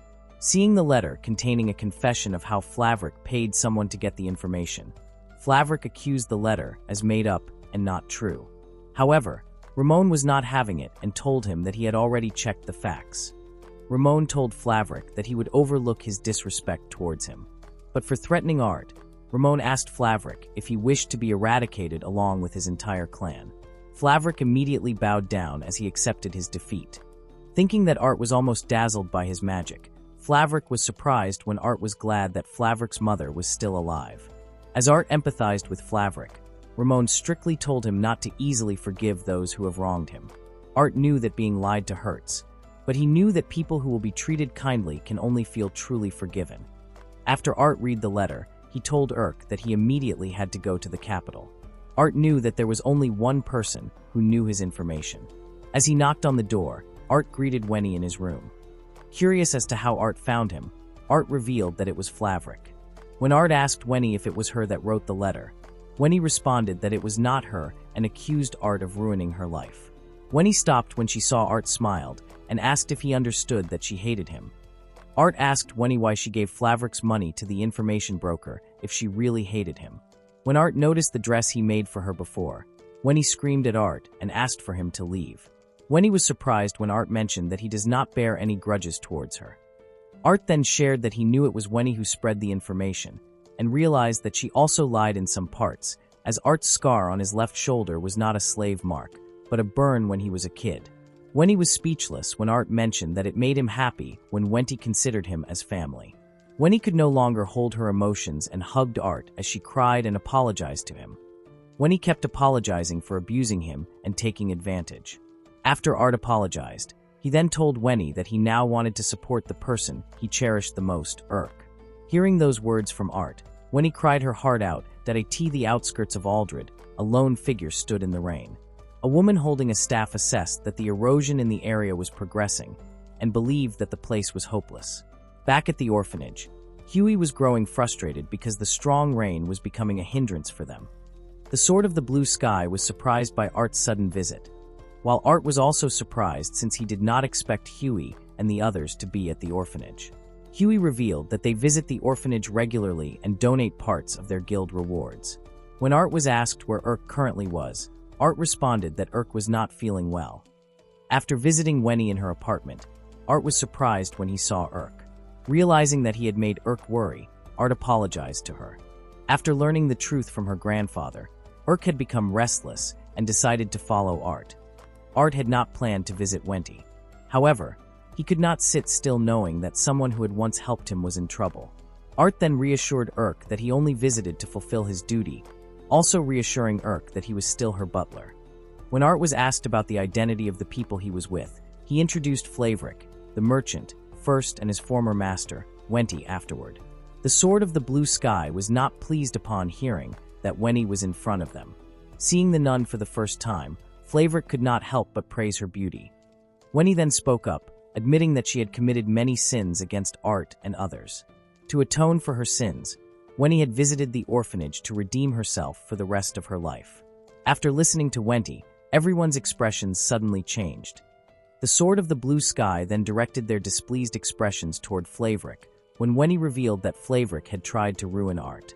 Accepting both Flavrik and Wenty, the nun forgave them for their sins and asked that they clean themselves first before having a meal. When the nun asked Art for a favor to make a hot spring, Art immediately created one without hesitation. The Sword of the Blue Sky and Flavrik were happy as they felt their fatigue fade away. The nun then noticed that the plates were now empty and guessed that the children had eaten all the snacks. When Art asked if they still had anything left, the nun responded that they only had new rice remaining. Art asked if they could use the new rice, to which Huey told Art that it was not something one could eat. Art informed everyone that there was a delicious way of preparing the new rice. After hammering the new rice and stretching it out, Art explained that he had discovered the cooking method in foreign literature, a cooking method that was not widely known. A young child then approached Wenny asking her if they could do the cooking together. Wenny was hesitant at first, but with the encouragement of the Sword of the Blue Sky and Art, she no longer felt alone. Seeing Art stretching his hand out to her, Wenny realized that she still had a place in the world. Everyone then shared a laugh, enjoying their time making new rice mochi. After tasting the mochi, everyone could not help but praise not just Art, but the food as well. Noticing how Wenny was eating the food in a hurry, Flavoric told her that her actions were unbecoming. Art warned Wenny that she might choke if she continued to eat so quickly, but then he noticed that she was crying. Huey, who did not understand the emotions Wenny was experiencing, assumed that she wanted to eat as much as she could because the mochi was so delicious. Wenny then explained that the reason she was crying was that she had believed she would never be able to taste Art's cooking again. Art tried to calm Wenny down, assuring her that he would come back again and cook for them. Hearing someone munching beside him, Flavoric was startled to see a little girl. Curious, Art asked who the young girl was. The nun welcomed the young girl back and introduced her as Rain. The nun explained that Rain was her sister. After Art introduced himself, Rain started circling him and remarked that his magical power was immense and unfathomable. Although Art possessed a vast amount of magical power, Rain pointed out that it was also shallow. Art became nervous as he sensed a mysterious aura around Rain, one that was deep like the sea. The nun apologized for Rain's behavior, informing everyone that Rain was known as the rainwater magician down at the port. Flavoric was surprised to hear Rain's nickname. Among adventurers, there was no one who did not know about the legendary S-rank adventurer, the rainwater magician. Both Art and Flavoric were amazed to meet someone so incredible. After playing with the kids, the nun asked Rain why she had come to the orphanage again. Rain, who was on a journey chasing a certain monster, explained that the monster happened to be nearby, so she decided to pay a visit to the orphanage. When Art asked Rain what monster she was chasing, Rain responded that it was an X-wood. While Art had no clue what an X-wood was, Flavoric, on the other hand, felt that the name sounded familiar. When Wenny commented that they should leave the monster alone, she felt insulted when Rain called her a peace junkie. As Flavoric finally remembered what the X-wood was, a kid interrupted their conversation, announcing that he had found something weird. When the nun noticed the seed the kid was holding, she mentioned that she did not remember planting a seed in that spot. Examining the seed herself, Rain identified it as the seed of an X-wood. A looming new crisis is starting in the Euclid Gorge country, as confirmed by the emergence of the giant tree. The giant tree emerges across the continent, and the nearby cities of the Drad Kingdom issued emergency evacuation orders due to the tree's rapid growth. As Art, Rain, and the others went on a journey, Rain then warned Art that he might get some stomach pain since the magical essence of the forest is quite dense. Hearing the grumbling sound of Rain's stomach, Urk then offered Rain some rations. When Fry asked about the situation, Fry was informed that the treeification had been confirmed in all nearby cities, and monster sightings were being reported in the vicinity. Art still could not believe that the forest they were in used to be a city. Rain then responded that it was all because of the X-wood, as it is spreading its damage far and wide. Rain then told everyone that an X-wood is S-rank monster that has existed since ancient times. The monster parasitizes trees and other monsters attacking people along its path. The X-wood is also Rain's archenemy for the last 436 years. The group then found an X-wood seed along their path. At the center of the continental treeification, there is said to be an X-wood seed. Looking closely at the seed's roots, everyone saw how the roots were extending in a certain direction. The group then theorized that the place they were in was the X-wood stronghold. The captain then mentioned that odd reports were coming in that several people found themselves outside of the forest without even realizing it. Even though the phenomenon was indeed strange, the group was still relieved that there were no casualties among the personnel. Art was starting to worry, as he could not explain why there was so little damage when they were up against a dangerous monster. Art then shared his theory with everyone, thinking that the X-wood's objective might not be to invade them. When Art mentioned how he preferred that no one would fight, Rain suddenly cast an ice needle near Art and informed Art that monsters must be destroyed with no exceptions. Art did not agree with Rain, as he did not see the point in destroying something without hostile intent. Art was then told that his softness and sentimentality would not save anyone. While Urk was trying to make Rain understand Art, they were interrupted by Fry, informing them that they should brace themselves, that in just a matter of seconds. The whole place was then covered in thick mist. Based on the reports, the last memory everyone had was the mist descending. Worried for Urk, Art then informs Urk to stay close to him. Seeing how brave Urk was, Fry praises her for it. However, Rain notices something and uses magic to attack Urk. Shocked, Fry asks Rain what she was trying to do. Rain then tells Fry to open his eyes clearly, as the silhouette he believed to be Urk is an X-Wood. Everyone then realizes that they've been separated, as they are individually now facing an X-Wood. When Fry mentions that they've fallen for the X-Wood's trap, Rain responds that it is actually the opposite, as it saved them the trouble of searching for the X-Wood. With one spell from Rain, she wipes out all of the monsters that were in the mist. Witnessing the power of a legendary S-rank for himself, Fry guesses that his expertise may not be needed after all. Meanwhile, Art has also swiftly eliminated the monsters. Art observes the monster and realizes that an X-Wood seed is on the monster's head. Art is able to tell that the monsters are just trying to intimidate them. But since there is no end to the monsters, Art then hurriedly looks for Urk. As Art wonders if he and the others are okay, he accidentally stumbles upon a huge tree. Art becomes confused, as he does not remember seeing the tree before. All of a sudden, Art hears a voice informing him to leave. Revealing itself to be a huge wood-like creature, the X-Wood warns Art that if he does not leave, then he will pay the ultimate price. Seeing the X-Wood up close, Art is still surprised that it can speak their language. Sensing a lack of resistance from the X-Wood, Art decides to remove his hand from his sword. As the X-Wood is about to attack Art, it suddenly stops and asks why Art does not resist. Art believes that the X-Wood does not want to attack or kill their people. Since the X-Wood remains silent, Art guesses that his theory is correct, and that the X-Wood is just controlling the monsters with its seeds. As Art feels no malice from the X-Wood's actions, he asks for the reason. Intrigued, the X-Wood asks Art what his purpose is. After introducing himself, Art then informs the X-Wood that he has come to negotiate, as they suspected the X-Wood to be involved in the anomalies. Art then asks for the X-Wood to withdraw itself from the continent. After listening to Art's request, X-Wood could not believe that a human would demand such a thing from him. Making it clear that he is serious, Art mentioned that he understands that X-Wood has no plans to kill anyone and can understand human speech. When Art asks X-Wood if it has rejected their offer, X-Wood lets out a roar, calling Art a fool for making an unreasonable request. After informing Art that their plan was just a desperate plea for mercy, Art responded that he was not begging for his life to be spared. Reassuring X-Wood that he would not lose against it, Art clarified that he simply chose to negotiate so that X-Wood would also not force things through with violence. When Art realized that X-Wood had taken his bait, Art then told X-Wood that he could offer a better solution and could make it happen. Before sharing his plan, Art asked X-Wood for its goal, as he believed that it was a fair exchange if X-Wood wished to know Art's solution. Agreeing to Art's terms, X-Wood shared his story, where he had transferred from a different world, the ancient continent of Doryoku. In X-Wood's world, the balance was broken by war, which made X-Wood decide to transfer through the spirit tree Falbrav. Art was familiar with Falbrav, as it is the largest world tree in the center of the continent. When Art asked for the reason why X-Wood came to the continent, it responded that it was for the survival of its kind. X-Wood came to the continent to find a place where they could live. Listening to X-Wood, Art realized that the ancient being had taken on the responsibility of ensuring their species' survival and came to the continent to secure a place for them. Art understood the X-Wood's intentions.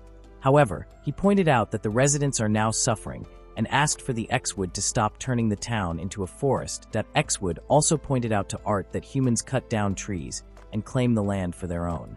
From X-Wood's experience, humans are just incredibly arrogant, and such arrogance breeds conflict. Art could not look X-Wood straight in the eye, as he himself knew that what the X-Wood mentioned was true, and that the X-Wood had always been the ones to suffer. Art still wishes for their two species to coexist and to end their endless fight. After informing X-Wood that it cannot get what it wants by just arguing, Art then asked that they search for a way for them to live together.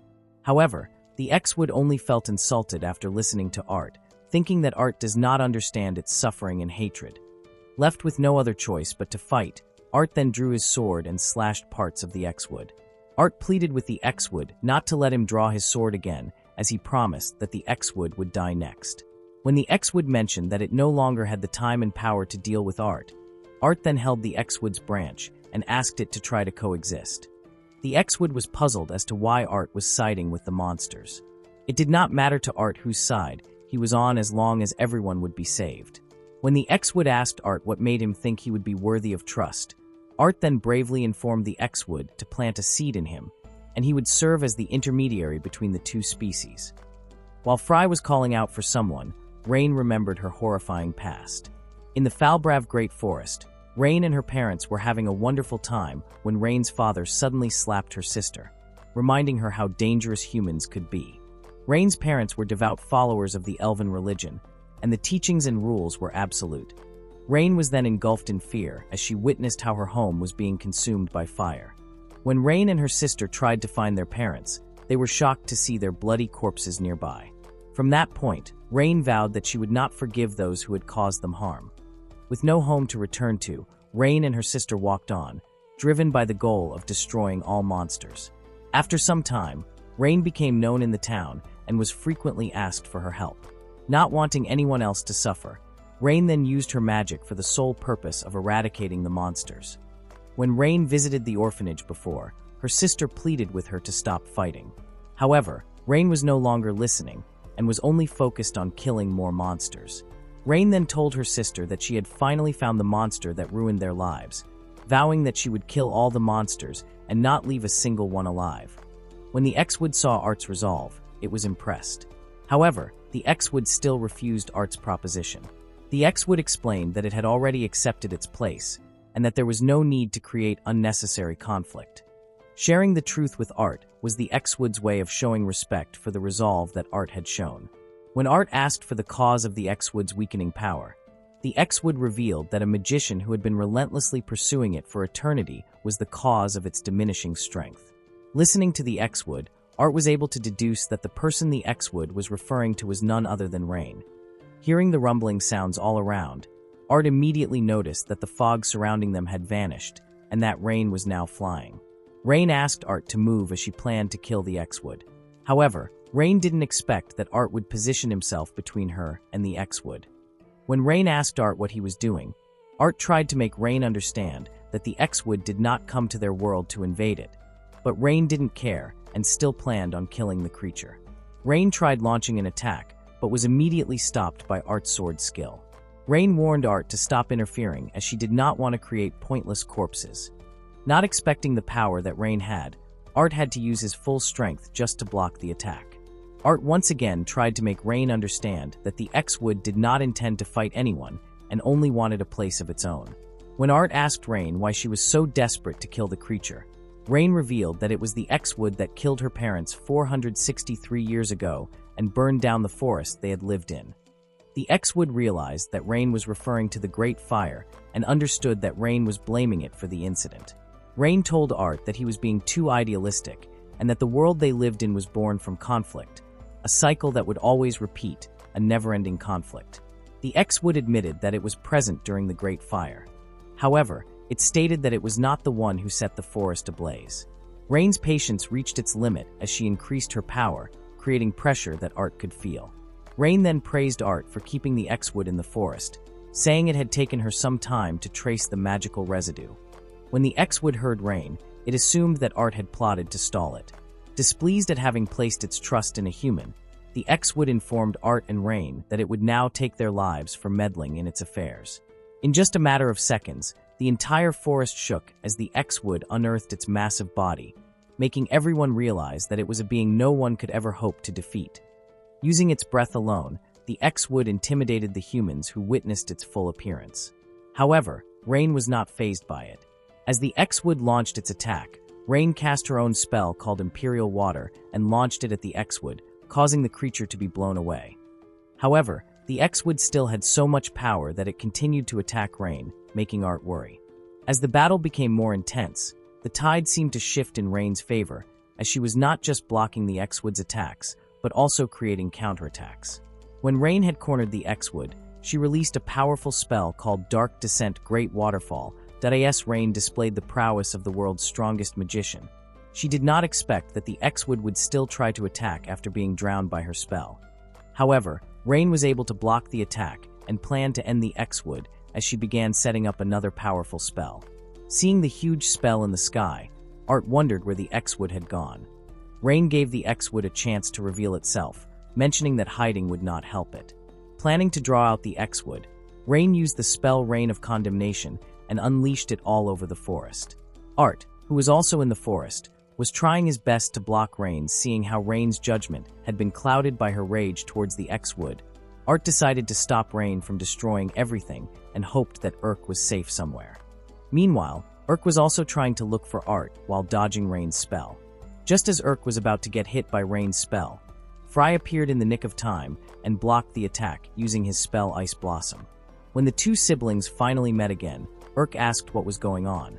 Fry guessed that Rain was fighting with the X-Wood. Sensing the magical essence, Fry also guessed that Art was there. Seeing his ice wall being broken, Fry could not believe the power Rain possessed, as his ice wall had never been broken by anyone other than Art. The others could only hope for Art's safety. Using his speed, Art was able to reach Rain's blind spot. However, Art's attack was easily blocked. Art pleaded with Rain to stop, but Rain only told Art not to get in her way. Casting another spell, Rain successfully drew the X-Wood out, as it launched a counterattack. However, Rain easily sliced through the X-Wood's attacks. Using a high detection spell, Rain was able to locate the X-Wood's whereabouts and charged right at it. To her surprise, Rain did not expect Art to block her attack. Puzzled, the X-Wood asked Art what he was doing. Rain informed Art that killing the X-Wood would be her salvation, and that her actions would save many lives. However, Art did not see it that way and could only foresee destruction from Rain's plans. Rain then told Art that her actions would also be salvation for him, as she believed that the X-Wood had corrupted him since he was now putting the things he wanted to protect in danger. Art clarified to Rain that he had not been corrupted, and that he simply could not stand by and watch people fight or get hurt. As Rain continued to release her spells, she noticed how Art was slashing through all of her spells with high precision, leading her to believe that Art might be stronger than an ordinary swordsman. As Art's self-righteousness began to annoy Rain, he mentioned that being righteous was his way of keeping his promise to someone important to him, that he would never lie again. Rain was surprised when Art used enhanced magic. Seeing that the weapon is an electrification type, Rain knows that letting her guard down would mean that she would be completely paralyzed. As Art tried to attack Rain's back again, Rain felt underestimated since Art only used a scabbard for his sneak attack. Rain explained that the reason why Art's attack was not reaching her was because of the spell Causality Magic. It is a spell that Rain had set up with a condition to fight monsters with her own blood. The strength of Rain's resolve makes the spell stronger. Upon learning that spell itself would lead to Rain's certain death, Art asks Rain why she would go that far. Rain revealed that it was her vow to kill all monsters, and whoever got in her way would be eliminated. When Art was told that he is forcing his kindness on others, Art admits that it may be the case. However, his kindness was also his resolve, and he will keep showing kindness as long as people can be saved by it. When Urk and Art finally meet up, Rain then tells Art to prove his kindness to her by protecting the people he cares about. As Rain launched an attack towards Art and the others, they did not expect the X-Wood to get in between them and block the attack. Art smiles as he had finally convinced the X-Wood of his resolve. Seeing how the X-Wood and Art were protecting each other, Rain thought that they were selfish. After losing so much, Rain asks why the X-Wood has to survive. Art understands that Rain is only fighting monsters for the sake of world peace, but he also knows that Rain was just trying her best so that she wouldn't lose the people she cares about. Rain had fought so many monsters, losing so many of her comrades in the process. Standing in front of a graveyard, Rain asks the person named Karen how long she has to fight. Karen responded that their fight will never end since it is a fate that they cannot escape from. Art tells Rain that she no longer has to fight, but Rain believes that it is already too late for her. Rain tells Art that he would have to kill her for her to stop. The X-Wood thought that killing Rain was something inevitable, releasing its roots from the ground. Art then asks Fry to set up his maximum defense and reassures Urk that he would definitely return to her. The three strongest beings then used their powerful spells, with Art using his body strengthening, Rain with her judgment water, and the X-Wood its tree prison mountain. The three spells caused a huge explosion. As the forces clashed with each other, Art and the others were shocked when a black hole appeared in the sky. While the others were confused as to what had happened, Rain explained that the flow of mana had been disturbed, and that the energy field might have been warped by a large force. Everyone became alarmed as the sky turned to darkness. When Art asked X-Wood for an explanation, X-Wood could not respond to Art's question, as the creature itself wondered why the world they were on was now being distorted. The whole place was filled with multiple disasters, including tornadoes, heavy rain, and countless crows appearing from nowhere. X-Wood mentioned that the disaster that destroyed its world had come to Art's world. Still shocked by what they were seeing, X-Wood immediately took action and used its powers to attack the black distortion in the sky. When Art asked X-Wood what it was doing, X-Wood responded that they still had some time as their new enemy was still charging, by creating another singularity. X-Wood believed that they could counterbalance the distortion that had appeared. X-Wood was not sure if what they were doing could create a counterbalance, but he hoped that their efforts would succeed. Out of nowhere, an attack hit X-Wood. Rain then accused X-Wood of creating the illusion. Art tried to convince Rain to stop fighting and said that they would have to work together. However, Rain was utterly convinced that X-Wood was only deceiving them and believed that X-Wood was the one that created the distortion. After being told by Art that it was all of them that caused the distortion and that X-Wood was only trying to help them, Rain became angry as she would never believe that a monster would try to help a human. All of a sudden, X-Wood approached Rain, shocking the two when the mythical creature surrendered. X-Wood pleaded for a little help, stating that it did not mind being killed after their land was saved. When Rain tried to attack X-Wood once again, Art also once again tried to attack Rain's back. Rain was surprised as Art had gotten even faster, so much so that her causality magic could not keep up. Art understood that his request might be unreasonable, but he knew that Rain's power was also needed to stop the distortion. Rain responded that it was impossible for her to help, stating that she was now the enemy. Rain had accepted the role of the villain, as she only cared that all monsters be defeated regardless of how she had portrayed herself. Art pointed out to Rain that she was not a villain, as she had only wanted to protect the people she cared about, an act that a villain would never do. Using their combined powers, Art believed that they could remove the distortion. Rain grabbed hold of a charm and was reminded that it could bring her back home. Memories of the people who had helped her, the children from the orphanage, and her sister appeared in Rain's head. Art was slowly losing hope when his and X-Wood's attacks were not working. Using her magic water, Rain added her own attack and combined it with the others. Although Rain wanted to kill monsters, she chose to side with a monster to save the home she had always wanted to protect. With the three attacks combined, Art's hope increased as their magic power also increased.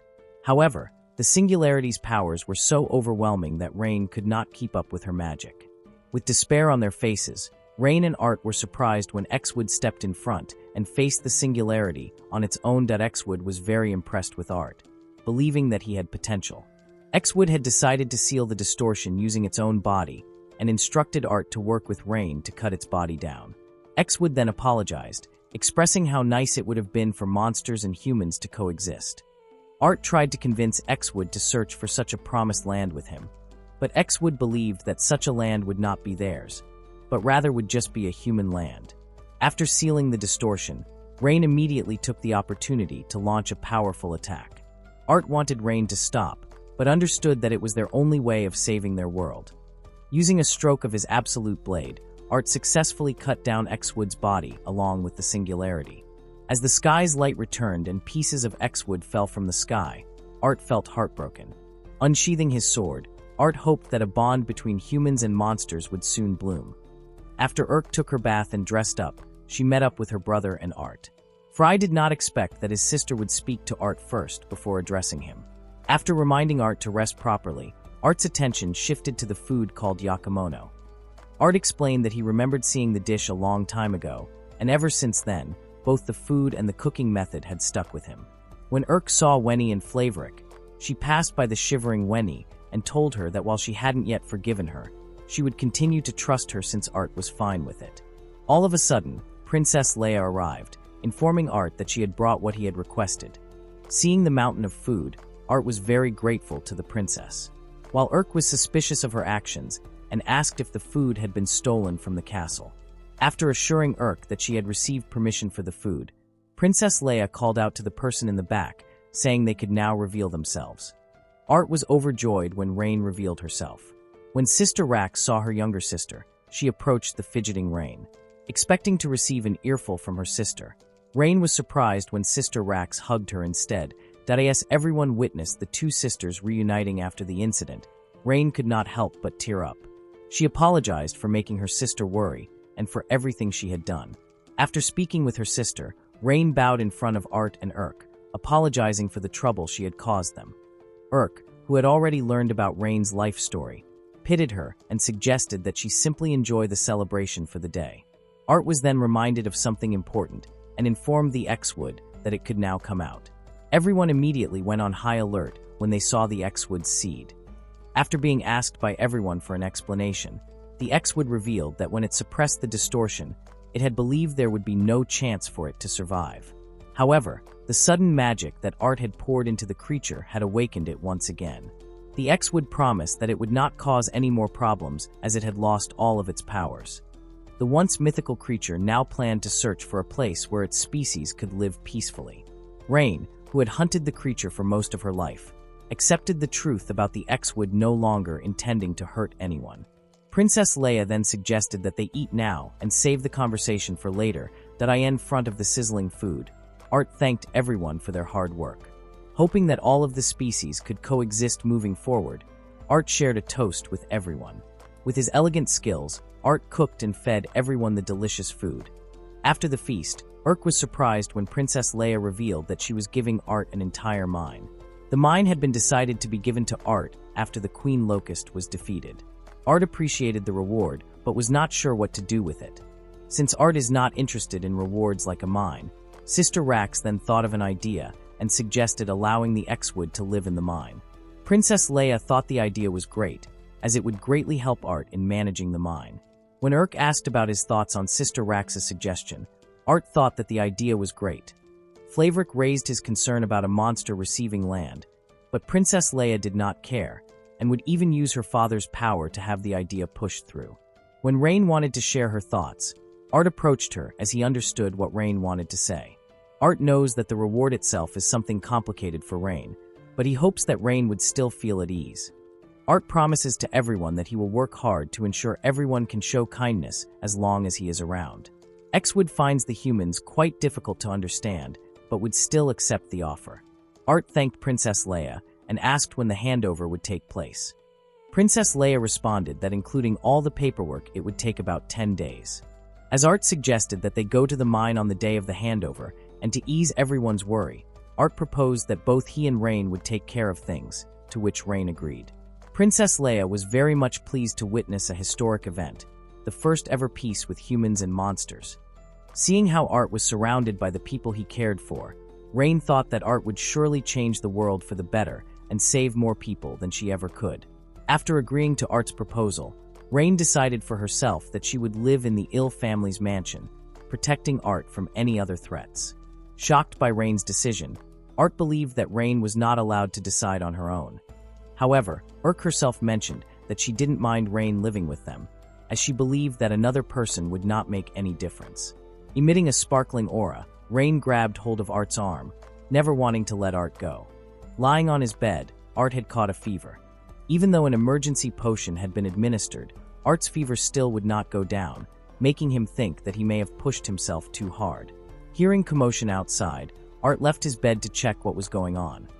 When Urk and Rain saw Art coming out of his room, Urk blamed Rain for disturbing his rest. Since Art was finally awake, Rain asked Art to pour his magic onto a miniature doll of himself. After pouring magic onto the doll suddenly moved, scaring Art in the process. Everyone became confused as to what was happening as the doll came to life. Other maids found the doll very cute. When Art asked what the doll was, Rain explained that it was a magic tool called a mimic doll. Once magic is poured onto the doll, it will start to move on its own. Since Art keeps pushing himself, Urk thought of ways to make things easier for him. Since the doll reflects the personality of the one who powers it, it will follow the wish of when Rain was asked if there would be any consequence. Rain explained that the magic involves a magical contract, making it more dangerous. Rain responded that there would be less danger since they were only using a small amount of magic.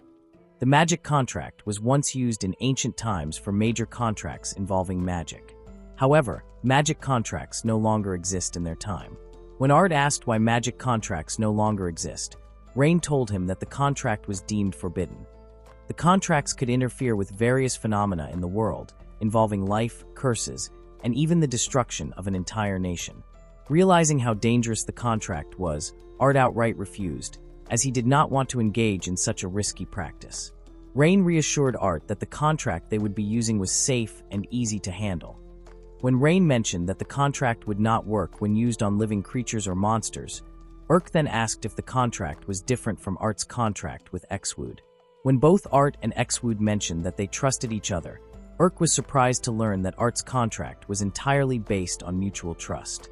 Since regular people also possess magic power, it is possible for anyone to perform the contract. When the doll approached Urk and hugged her, Urk found the doll adorable since it looked like Art was getting closer to her. When Urk saw Art's expression, she became embarrassed and immediately stomped on the doll. Urk then punched her brother, blaming him for the embarrassment. Noticing Rain's sudden change in behavior, Art asked her why she was acting all high and mighty. Rain explained that house was owned by a noble, which made her believe that the family liked strong people. With Rain's logic, it led her to believe that she was the most amazing magician. Staring at Urk, Rain then asked her if she liked Art. Urk did not expect the question, which made Art decide to answer on Urk's behalf. When Art mentioned that his role was only that of a butler and nothing more, he then turned to Urk, wanting her to confirm that his answer was correct. When Urk responded yes, Rain commented on Urk's answer as boring and announced that Art was surprised when Princess Leia appeared out of nowhere, confronting Rain for trying to steal Art from her. Urk then clarified to Princess Leia that Art was not hers, and then told her grandfather not to let anyone else in. Art started to feel dizzy as the three women began pulling him towards themselves. When Urk heard someone screaming, she was surprised and asked what had happened. The maid explained that when she poured magic, the doll suddenly broke a vase. After Ramon told the maid that they could just buy another vase, he was startled when he heard someone scream again. Ramon was shocked when he learned that his precious bed had been destroyed. Seeing the commotion that the dolls were causing, Urk ignored her brother, who was also being beaten up by the dolls, and instructed everyone to find the other dolls. It then occurred to Rain that if someone who did not have good magical control used the doll, it could go out of control. Before leaving, Urk ordered Rain to deactivate the dolls. Although the dolls were intended for Art's sake, no one had expected them to backfire. Urk suddenly stopped when she remembered being asked about her feelings for Art, making her question her feelings about him. When Urk heard voices behind her, she turned around, coincidentally missing the dolls that were encased inside a bubble. Hearing another sound behind her, Urk turned again and was surprised to see Art approaching her. Art apologized for being late, that as things began to settle down. Princess Leia then told Urk and Rain to reflect on their actions. Art then thanked both Urk and Rain for making the dolls for him, informing the two that he was happy even after everything that had happened. Art then asked everyone to rest. With Art managing to control the dolls, and with Rain's help, everything returned to normal. Art was happy that he could help everyone with his life magic, and hoped that such a peaceful life could continue forever. However, Art ended up getting sick again. As the day arrived when Xwood would be moving to the mine, it was discussed among people with authority that the guild would supervise the mine. The area would officially be treated as farmland, managed as land where spirits live, serving as an agricultural exchange between humans and monsters. While a new beginning was taking place elsewhere, Art, on the other hand, was facing the greatest trial of his life. Art looked empty and broken as he stared at a shattered weapon. Urk, who was observing Art, had a vague idea of what was happening, but still asked Rain what had occurred. Rain apologized, admitting that she had been reckless. 30 minutes earlier, Art had asked Rain to enhance his life magic even further. Art wanted to improve the precision of controlling the dolls to make them more useful. Upon hearing Art's reasoning, Rain advised him to fundamentally increase his magical capacity. During their training, things had escalated and both Rain and Art had gotten carried away. Urk told Rain that she could have held back a little more. However, Rain insisted that she didn't want to hold back, as she believed doing so wouldn't help Art improve. When Urk mentioned that she had never seen Art so depressed before, it made Rain feel even guiltier, and she sincerely apologized. Since Urk's household did not have a blacksmith, they had no choice but to seek Princess Leia's help.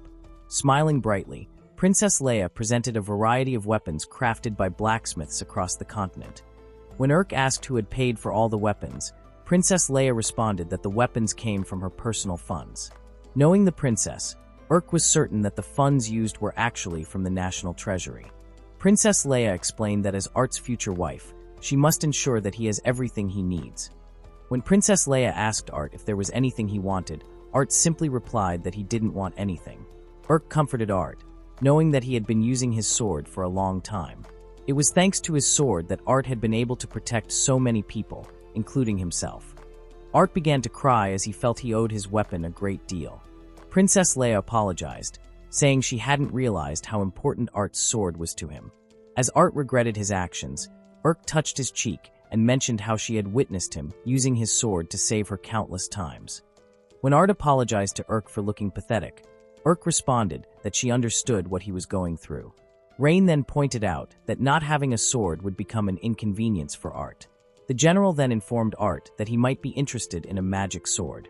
While the others were curious about the magic sword, Rain glared at the general and asked if he knew anything about magic swords.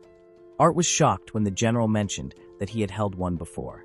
When Art asked if such a sword could even be wielded, the general responded that he had not been able to wield it because he was not chosen by the sword point 30 years ago. When the general sought strength above all else, he mentioned how he had to pass 7 trials just to wield the magic sword. However, the trials were so brutal that they pushed the general to the brink of death and caused him to mentally collapse countless times. Rain finds the general's story a bit strange, as she mentions that she would have killed him by now if he had truly been under the sword's control. Both Urk and Art were surprised by Rain's comment. Rain tells everyone that she is serious, as magic swords interfere with the soul in the worst cases.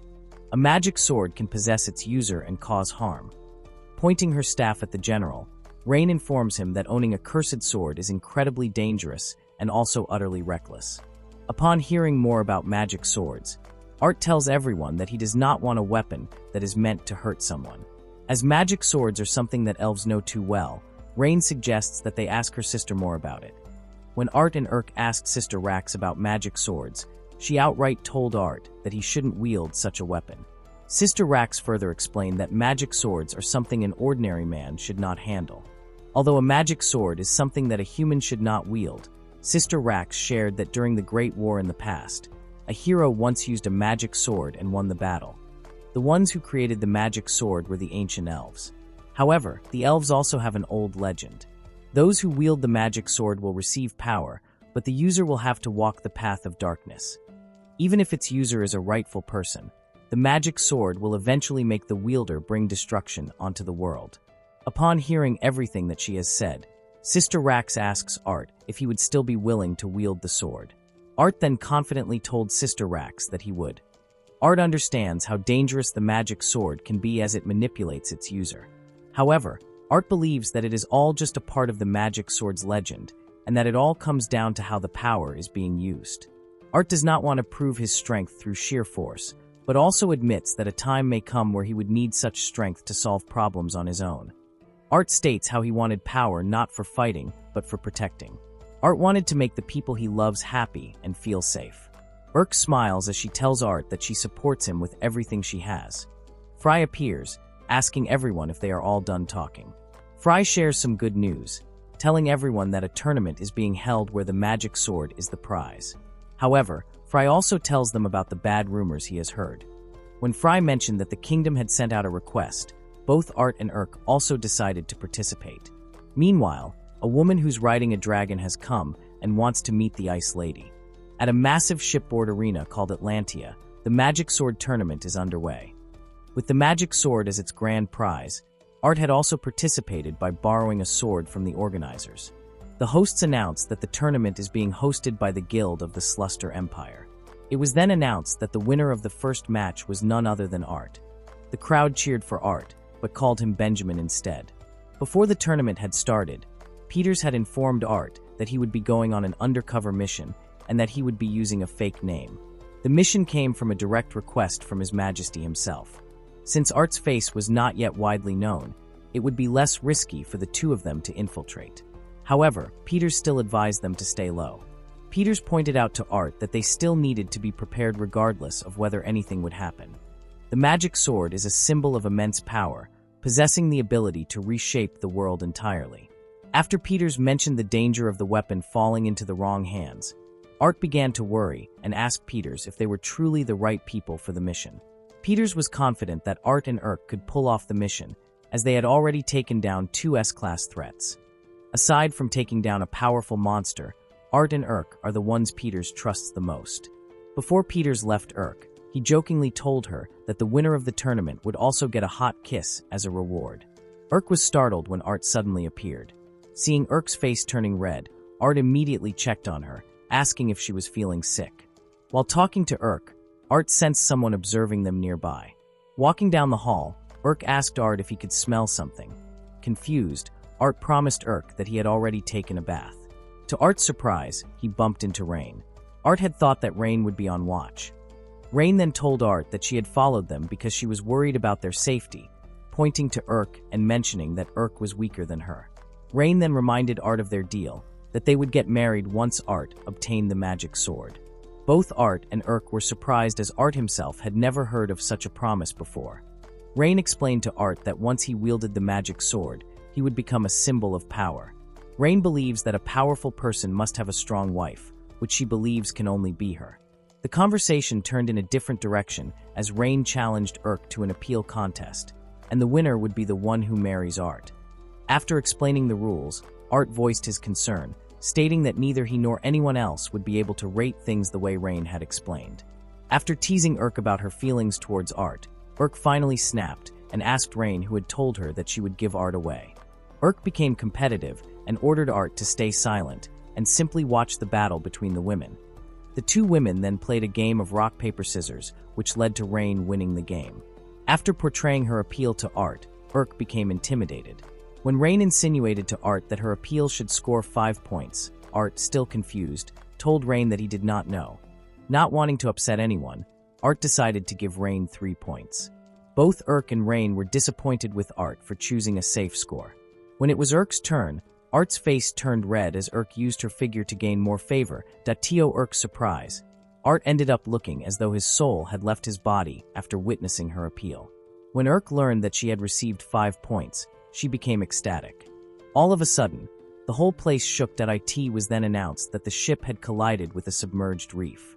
Before Art could react, it was already too late as water had begun flooding their location. Rain asked them to give her some time as she planned to control the water flow in their area. Art then turned to Urk, asking for her help. Seeing Art's kindness, Urk was reminded of why women were drawn to him. A passenger noticed a crack nearby, but before they could report it, the crack had already burst, allowing more water into the ship. With Rain still preparing her spell and Art doing his best to help, Urk felt disappointed that she could not use her magic in a time of crisis. All of a sudden, Urk heard a voice asking her if she desired power. Urk became distracted and asked aloud who was speaking to her. She then realized that the voice was speaking directly into her mind. As Urk witnessed Art struggling to hold off the water, she immediately made the decision to ask the voice in her head for power. To everyone's surprise, all the water vanished, leaving the entire area covered in ice. While Urk remained in shock, Rain glared at the sword that had magically appeared behind Urk. Urk was speechless and a bit embarrassed after they had assumed that Urk was Benjamin's girlfriend. When Rain asked the 3 if they saw what she did, the 3 men were confused as they criticized Rain's small figure. Art immediately removed the hot-headed Rain. He also thanked Urk for helping him. The praise coming from Art brightened Urk's heart, but she was afraid to be honest with him, and instead told Art that he could have handled the situation better. Art somewhat agreed with Urk as he thought that strengthening the wall with enchantment magic and using a laundry trick for the water might have solved the problem. Art was still grateful to Urk, stating that the fact that he was saved would never change. Hearing more praise from Art brightened Urk's heart even more. The 2 were then told by another worker that there were more floods in some areas. All fired up, Urk asked Art to handle the matter as she would try to handle the other flooded area. Reminded of their previous conversation where Urk wanted Art to rely on her, Art was certain that after what Urk did, she was now very happy. Rain then called Art's attention, asking him to observe her power. Rain told Art that the ice magic Urk had cast was far beyond ordinary ice magic, revealing that the sword on Urk's back was a magic sword. Rain was astonished by Urk, as she admitted that she didn't even sense Urk's powers. Although Rain was worried, she was certain that everything would be alright as long as Urk's mind remained stable. Letting out a sigh, Rain was saddened by the fact that she would have to babysit Urk again. Having no knowledge of such power hiding inside Urk, Art wondered if both Raymond and Fry knew about it, and if they did, why they kept it a secret. For those who wield a magic sword, they would attain insurmountable power. However, in exchange for power, the user would have to walk the path of darkness. Art found it hard to believe that someone would give something so dangerous to Urk. Urk then informed the workers that she had already blocked the flood with ice and asked what was next. After being told that it was the last one, Urk confirmed that the disaster was finally over. All of a sudden, a noise was heard from inside the barrel. When Urk turned, she was curious as to why there was a barrel behind her. Even the workers were also curious as to why there was a barrel near them, making them wonder if someone had moved it. Since none of them remembered any barrels around, the workers started to recall and imagine the famous rumor about a barrel monster on their ship. Urk calmed the workers, reassuring them that such a thing did not exist. When Urk opened the barrel, she was left speechless after seeing her own brother inside it. Annoyed, Urk immediately covered the barrel, picked it up, and threw it into the ocean. The old worker became worried, asking Urk what she was doing. Rain, who believed that the person inside the barrel looked a lot like Fry, asked Urk if what she did was okay. Urk responded that the person inside the barrel was not her brother, but a monster called a pervert. When Art finally caught up with the others, Urk then told Art that all the holes had been sealed up and that she had just thrown out some trash. Not seeing Rain around, Urk asked Art where Rain went. Art revealed that Rain had gone to look for some snacks and had just left. With just the two of them left, Urk felt very happy as all the distractions were now gone. While Urk was busy planning things that she and Art could do, Art, on the other hand, was surprised when he saw Fry coming from the sea. Urk became annoyed when Fry finally got himself back on the ship. Curious, Art asked Fry why he was on the ship, as he remembered that royal knights weren't supposed to be there. Fry did not want to give more comments, admitting that what he did technically counted as trespassing. Fry felt embarrassed, stating how he was just worried about Urk. Stepping on Frey's face, Urk told her brother that she would have blamed him if their plan had failed. Aside from trying to look out for Urk's safety, Fry figured that Urk was already at her limit and eventually unveiled the secret of the Isfeel family. The two gasped after hearing what Fry had told them. Urk was confused, asking Fry if her magic was somehow connected to the Isfeel family. Fry revealed that the Isfeel family was a bloodline that controlled ice and pointed out the strange fact that only Urk couldn't use magic. Fry explained that he and Raymond had planned to tell Art as well, but were hesitant, thinking Urk would get scared. However, knowing Art, Fry believed that Art was strong enough to face the secret. Being overly cautious of Art, Fry honestly told him how he envied the kind of distance he had with Urk. Fry thought they still had time, which was why Raymond went out of his way to get the two on the ship. Fry had finally decided to tell Urk and Art everything, the secrets of the Isfeel family, as well as the magic sword, which was called the Divine Spirit Blade that guides the light, the very reason why he had followed the two onto the ship. Unveiling everything about the Isfeel family, Fry began with the time when the Isfeel family was once called the strongest and its most cursed era. He spoke of the first head of the Isfeel family, who was also known as the Sage of Ice. Hearing the word sage, Art asked if it was similar to Rain. Fry confirmed it, stating that the first head of the Isfeel family and Rain were known as legendary heroes. Fry apologized to Urk for hiding the truth from her, explaining that his intention was to protect her. He continued with his story, informing the two that the first head of the family was so powerful that she could cover the world in ice. However, along with overwhelming power came a curse that brought misfortune to others. When Fry mentioned that misfortune had occurred on the day Urk was born, Urk immediately thought that she had killed her parents. However, that was not the case, as Fry told her that her powers had nothing to do with their parents' deaths. Fry was certain that Urk would not remember the day she was born, revealing how Urk had frozen the entire mansion. The situation at the time was so bad that, fortunately for the Isfeel family, Raymond and Fry somehow managed to mediate the matter. However, the problem was still not resolved. Urk was unable to control her magic. The problem was so serious that Urk's magic almost reached her heart. The Isfil family used the divine spirit blade that guides the light as a seal and placed it on Urk's magical body. However, once something spills out from the seal, it can never return. Urk could not believe that she had inherited the strongest bloodline of ice more than anyone else, as she remembered being known as the failure of Isfil family. Adding to the fact that she had no magic, Urk pointed out that her sword skills were nothing compared to her brother's. Afraid of everyone's eyes, Urk tried not to get involved with anyone. She believed that she had no talent at all. Fry told Urk that her having no talent was not true, that in order to seal away Urk's dangerous ability, Fry and Raymond had to use the magic sword. The magic sword was a weapon Fry received through a magical contract with the world's strongest magic swordsman, the Flame Dragon King. The Flame Dragon King was a legendary swordsman who appeared in historical records alongside Rain.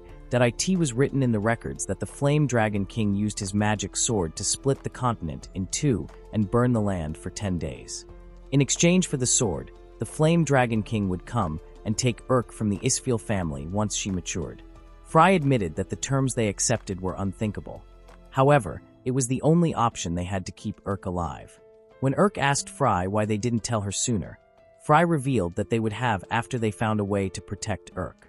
Urk found it very cruel of Fry and her grandfather to let her live freely until the Flame Dragon King came to take her. Fry suggested to Urk that they escape together, stating that he was prepared to flee from the Flame Dragon King regardless of the ancient contracts still being valid. Urk looked distressed after hearing Frey's suggestion, as he knew that magic contracts always came with a price, with examples being a life, a curse, or even the destruction of an entire kingdom. Urk declined Frey's offer, deciding to stay. Urk understood that her brother and the others were only trying to keep her safe by hiding the secret, but after maturing, Urk told Fry that she was no longer a bird trapped in a cage and had since followed Art's words to live by. Urk was not afraid of the Isfil family curse or the Flame Dragon King, as she was certain that she would be fine since Art and her brother were with her.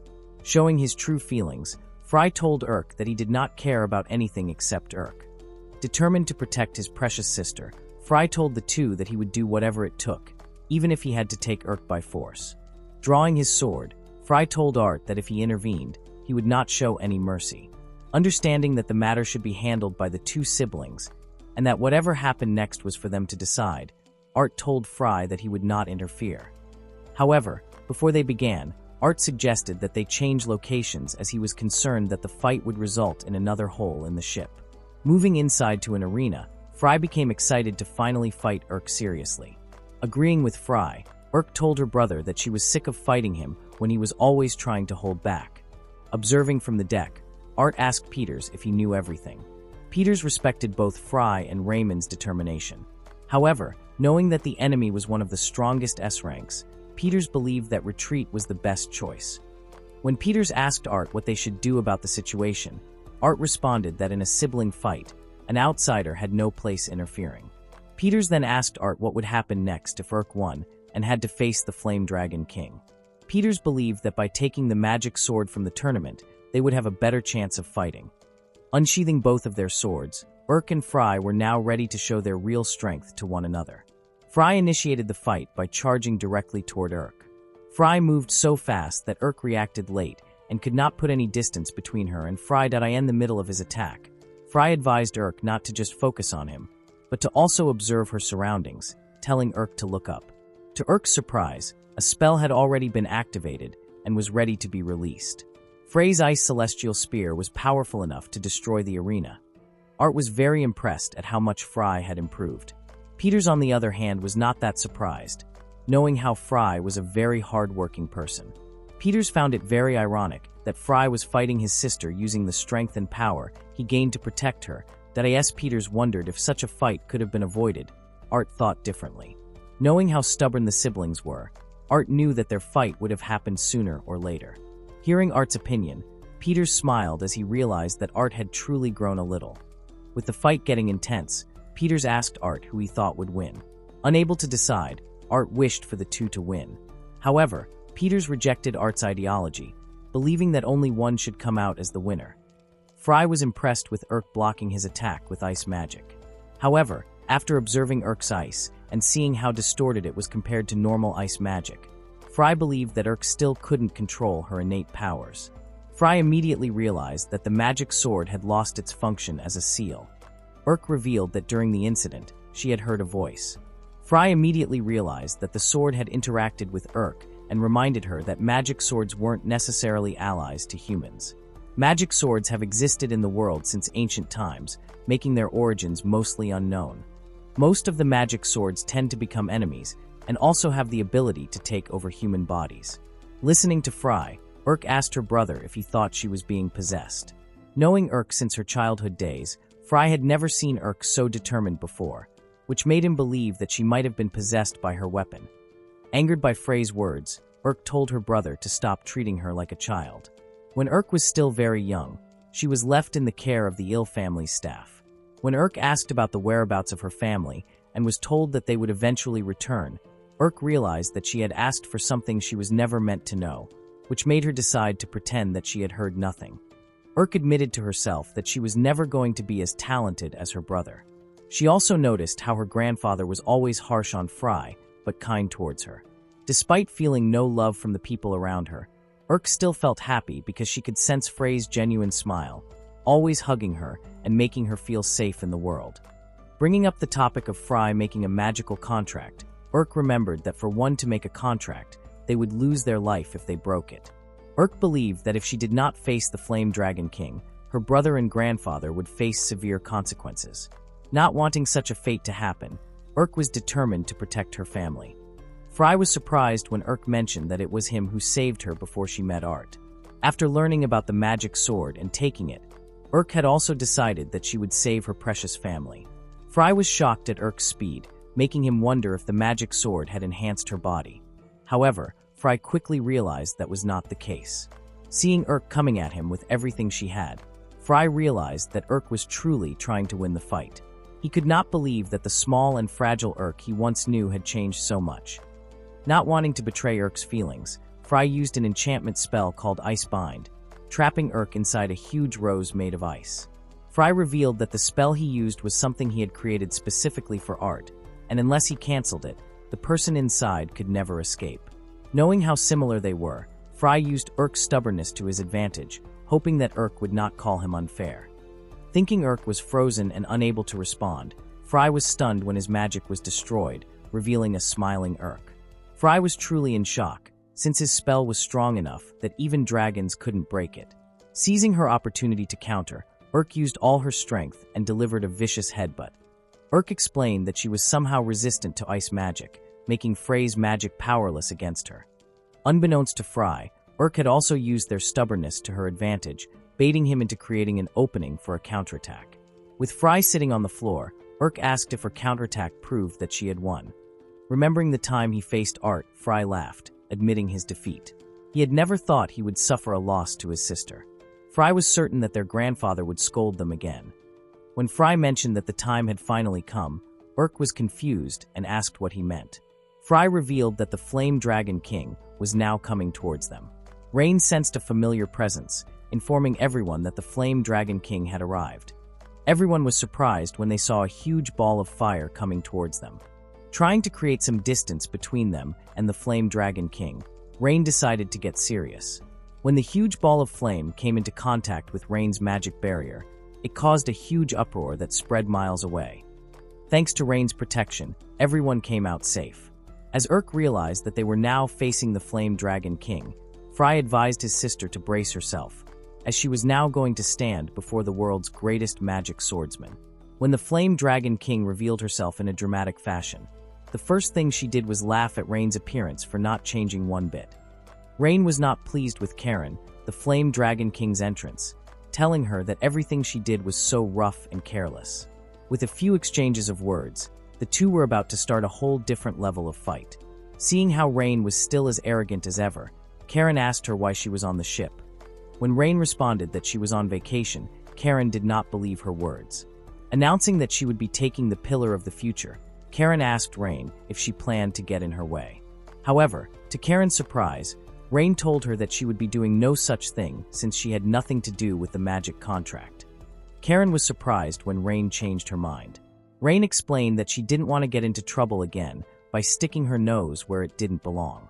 Karen sighed, not expecting that the being who was once called the strongest mage had become soft. Karen reminded Rain of the eternal law of their world, taking what they desire by force. Seeing Rain smile, Karen asked for the reason.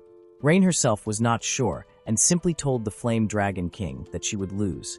Karen felt a bit frustrated thinking of the possibility that Rain might intervene, hoping that Rain would just go somewhere else. Unable to think of alternative options, Karen decided to just crush Rain as well. Unable to comprehend the overwhelming presence, Urk asked her brother who exactly the Flame Dragon King was.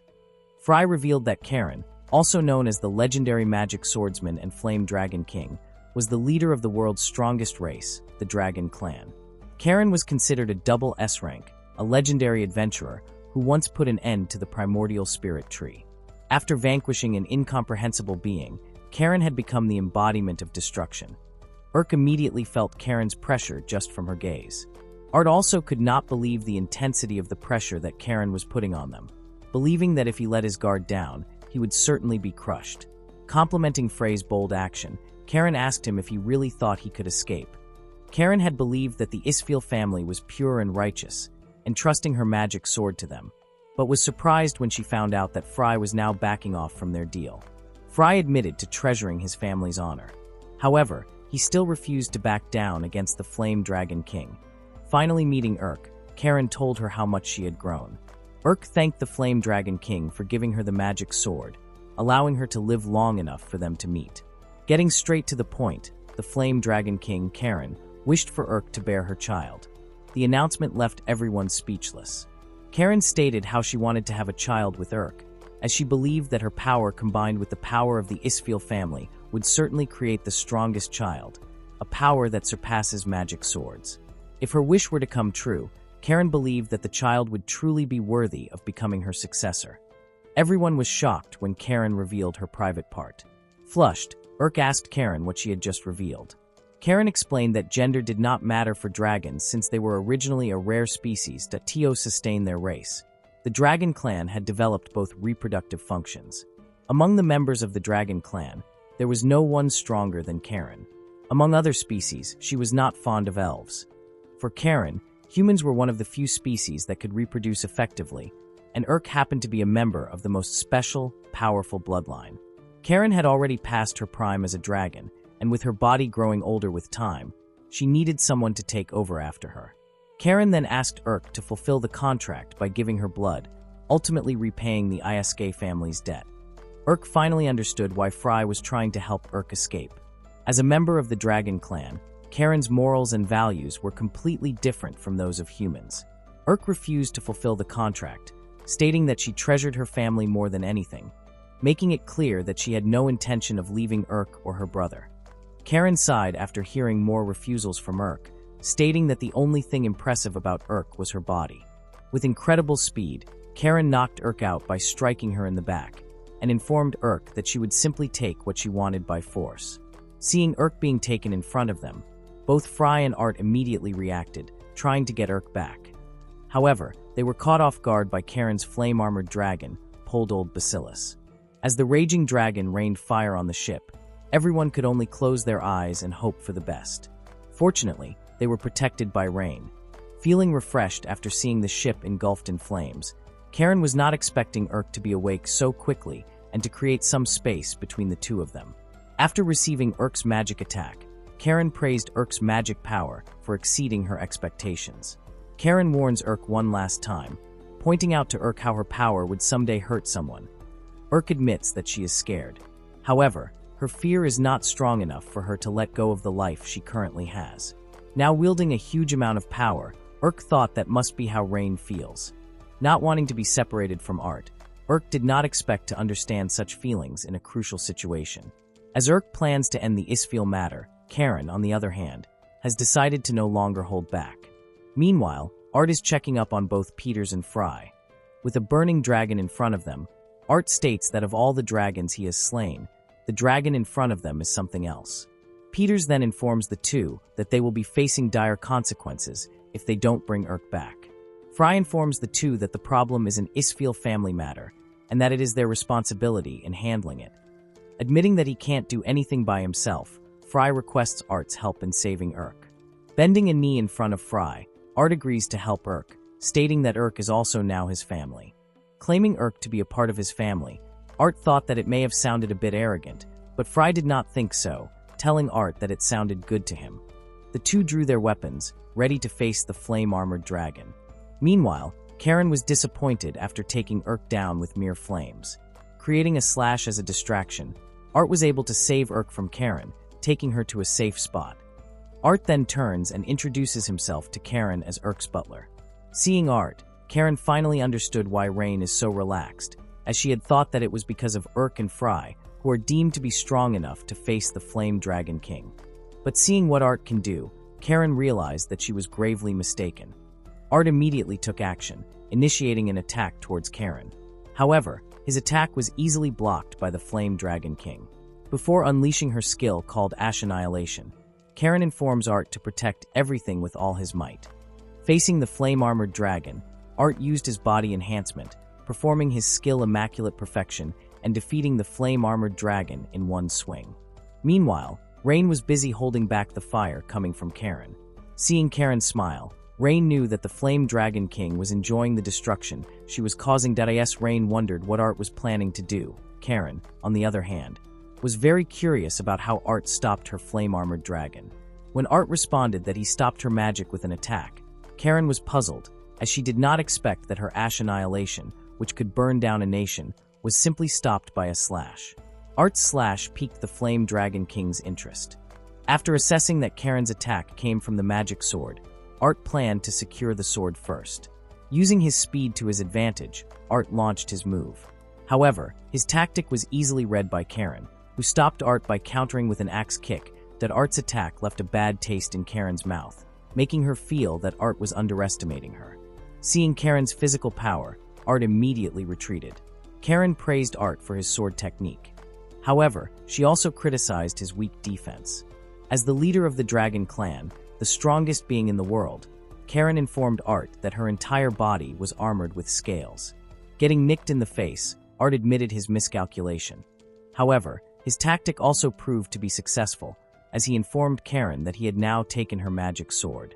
Karen later realized that Art had prepared himself to sacrifice everything from the beginning. Before Art could finish what he was about to say, he suddenly felt pain in his head, hearing the magic sword's voice. When Karen ordered her sword, Meteor Blade that reduces to ashes, to return, Art felt an immense heat coming from the sword, forcing him to release his hold. Karen informed Art that throughout the ages, she had never had a sword as loyal as her magic sword, which she treasured very much. She then clarified that Art had misunderstood a few things, explaining that it's not the magic sword that chooses its wielder, but the strong who choose the magic sword. The creator of the magic contract, Karen stated that those who wield great power have the duty to manage and maintain order, and that Urk was just a part of that. Recognizing Art as an outsider and not part of the Isfeel family, Karen asked him why he would go so far. Thinking of Urk and the others, Art responded that everyone in the Isfeel family is precious to him. Art asked the Flame Dragon King if she understood the feeling of holding someone dear. Since Karen found it difficult to understand human feelings, she did not bother to do anything about it. Karen advised Art to prepare himself, as she would show the true essence of the magic sword. With the magic sword merging with Karen's body, she had now donned the magic sword armor, manifestation of the Flame King.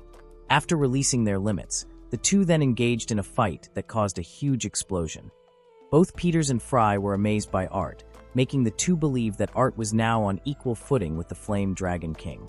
Observing the fight, Rain assessed that Art was now at the same level as when she was at her full strength. Seeing Frey's frustrated look, Rain told him that she understood how he felt. Rain valued her family the same as Fry. She unfortunately couldn't extend further help since she couldn't meddle in someone else's sibling matters. However, Fry was not mad, but was even grateful towards Rain.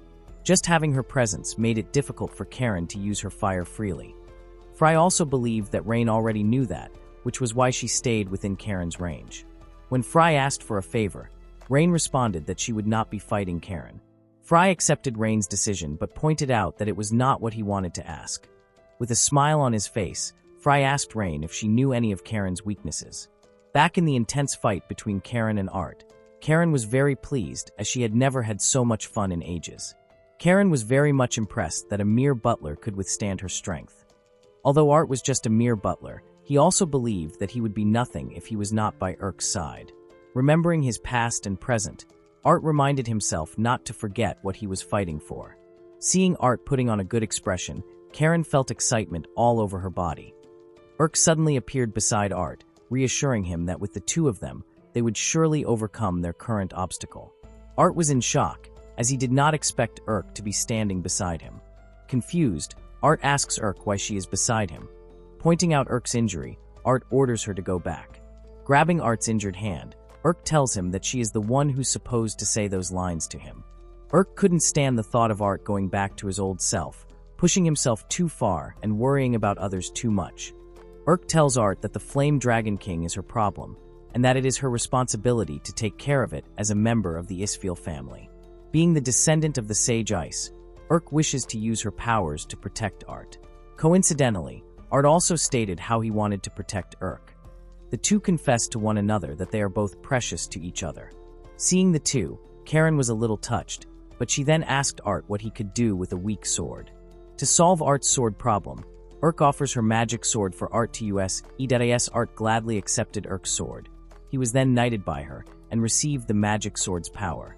Karen could not believe what she was seeing, as the Flame Dragon King did not expect that there would also be others who could wield a magic sword aside from her.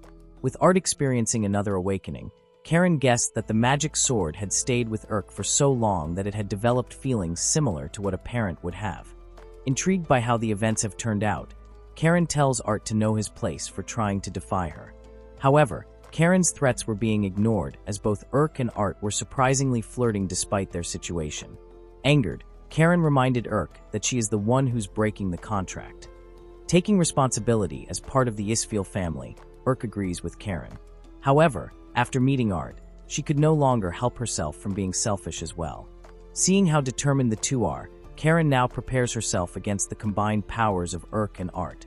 Initiating the fight, Karen cast a skill called Frozen Cage onto Art. However, Art was just too fast and had easily dodged it. With the magic sword in his hand, Art felt Urk's emotions from it, how it believed in him from the bottom of Urk's heart. With the fight getting more intense, Karen launched another attack. However, it was now directed at Urk. Joining the battle, Fry used his own magic powers to help Urk block the Flame Dragon King's attack. Although the others were surprised by Frey's power, Karen only laughed at it. Wanting to save his sister, Fry proposed a plan. If Karen continues to use her fire blasts, the ship will not survive, which leaves Urk's group with no other option than to finish everything with one strike. Art then informs Urk that if they strike together, there would be nothing left to fear. Knowing her opponent's plan, Karen and her flames suddenly vanished. Urk was shocked. Wondering where Karen went up in the clouds, Karen was about to release the Thunder Dragon arrow, Agniastra. Karen warns Art and the others to beg for their lives, as the arrow is unavoidable and could even pierce beings like gods. Karen stated that both Urk and Art are not enough to defeat her. However, Urk corrects Karen, telling her that she still has one more enemy. Fry appeared behind Karen, casting his magic onto Karen's weak spot. Karen could not believe that Fry would attack the source of his magic power.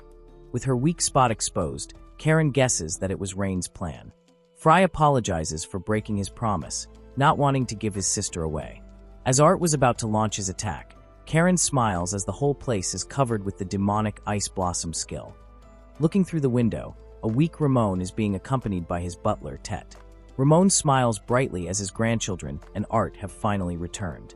After welcoming the three, Ramon asks for the details of the fight. Urk informs Ramon about the magic sword, the divine spirit blades that guide the light. The sword that was once hers. Tet could not believe how Urk's magic sword originally looked. With magic sword still a mystery for Art, he could only remember a loud scream from Karen's magic sword. However, with Urk's magic sword, Art felt like it was guiding him. Urk believes that she is not worthy of wielding the magic sword, so she decides to give it to Art, as she is certain that Art can make better use of the sword. When Ramon asks about the magic sword tournament, Ted informs his lord that Peter was tasked with handling the cleanup behind the scenes. For Ramon, he is relieved and okay with the thought that Urk and the others are now safe. Ramon could not hold back his laughter at how the two siblings wanted to take the responsibility upon themselves. Ramon bowed down in front of his grandchildren, apologizing to them as he acknowledged that the Flame Dragon King was his responsibility and not theirs. Ramon also apologized to Urk for hiding the truth for a long time. Handing Ramon an ice rose, Urk asks her grandfather to raise his head. Urk believes that her grandfather hid the truth for her own sake. Now able to control her magic, Urk asks her grandfather to smile. Embracing the ice rose, Ramon felt grateful and thanked Urk. Ramon also commended Art for helping them out so much. However, Art felt that he still had not done enough to repay what he had received from the Isfeel family. Ramon corrected Art, telling him that he has already done so much for them. The Isfeel family received strength, guidance, and most importantly, a bond that cannot be broken. Relieved, Art revealed that he had done a terrible thing to overhearing the conversation. Karen appeared and asked for Art to compensate her as well. As Karen greets Ramon, Rain warns Karen not to do anything weird since she also lives in the house. Karen was shocked as she assumed that Rain had always lived alone. As everyone starts to prepare themselves for another fight, Karen asks them to calm down. Karen believes that as the sole protector of the world's order, she is the only one who can protect it. However, someone stronger than her has now appeared. Showing the magic contract and burning it in front of everyone, Karen announces that both Art and Urk are the winners.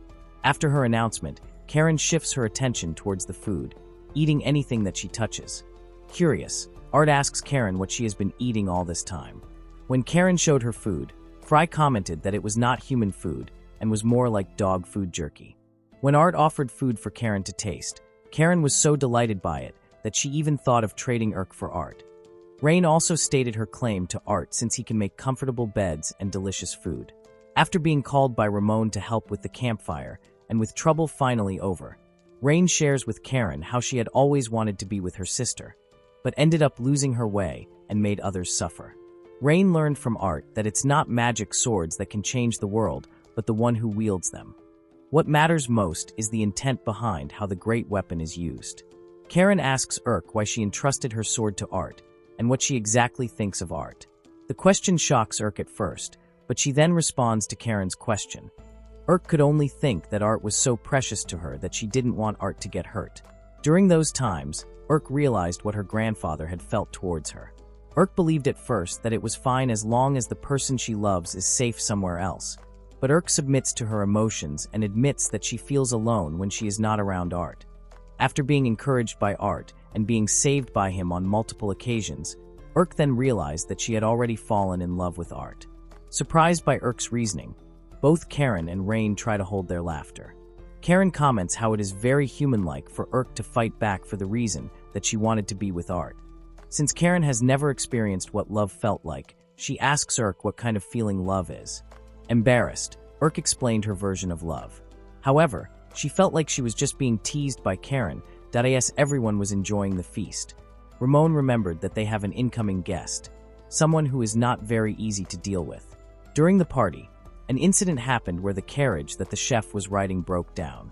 Hearing the problem, Art offered to help, to which everyone accepted. Using his enhancement magic, Art manipulated his puppets to hasten the cooking preparations. Art demonstrated his high perception, as one of the staff of the Isfeel family accidentally tripped, and Art still managed to catch her while cooking.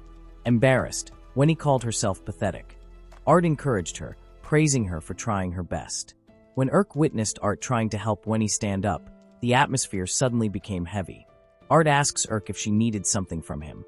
Inside the fitting room, Urk tried on a dress and asked for Art's opinion. When Art complimented Urk's look, Wenny did not expect Urk to be so relaxed.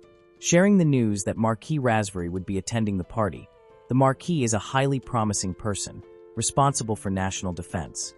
Though Urk and Raspberry used to get along well when they were kids, she still finds the Marquis attitude pretty bad. Wenny also shares how the Marquis personality has gotten worse, and that Urk would understand once she meets the Marquis. Marquis Raspberry comes from one of the highest-ranking noble houses equal to the Isfeel family. When the carriage finally arrived, everyone in the Isfeel estate greeted the Marquis. Raspberry Garmond, the Minister of Defense's highest authority, stated how he could never refuse an invitation from the former Prime Minister. As fellow servants to the king, Raspberry hoped that their families could work together. Raspberry then kneels in front of Urk, praising her timeless beauty. What Raspberry did not expect was Urk's response when she mentioned that she has Art with her to make her life easy. When Art introduced himself to Raspberry, the Marquis was not happy, but at least a little pleased. Since Art showed basic manners, Darius Urk guides the Marquis to the house. Raspberry warns Art not to use the Isfil family as a stepladder to his ambitions. Raspberry's was ruined when Art just responded plainly, without hateful emotions. Tasting the food that was prepared, Marquis Raspberry was all praises until he pointed out that the moment was being fouled by Art's presence at the table. With the Marquis boasting his talents, he made it certain that his food would be much better than the food that was prepared at the party.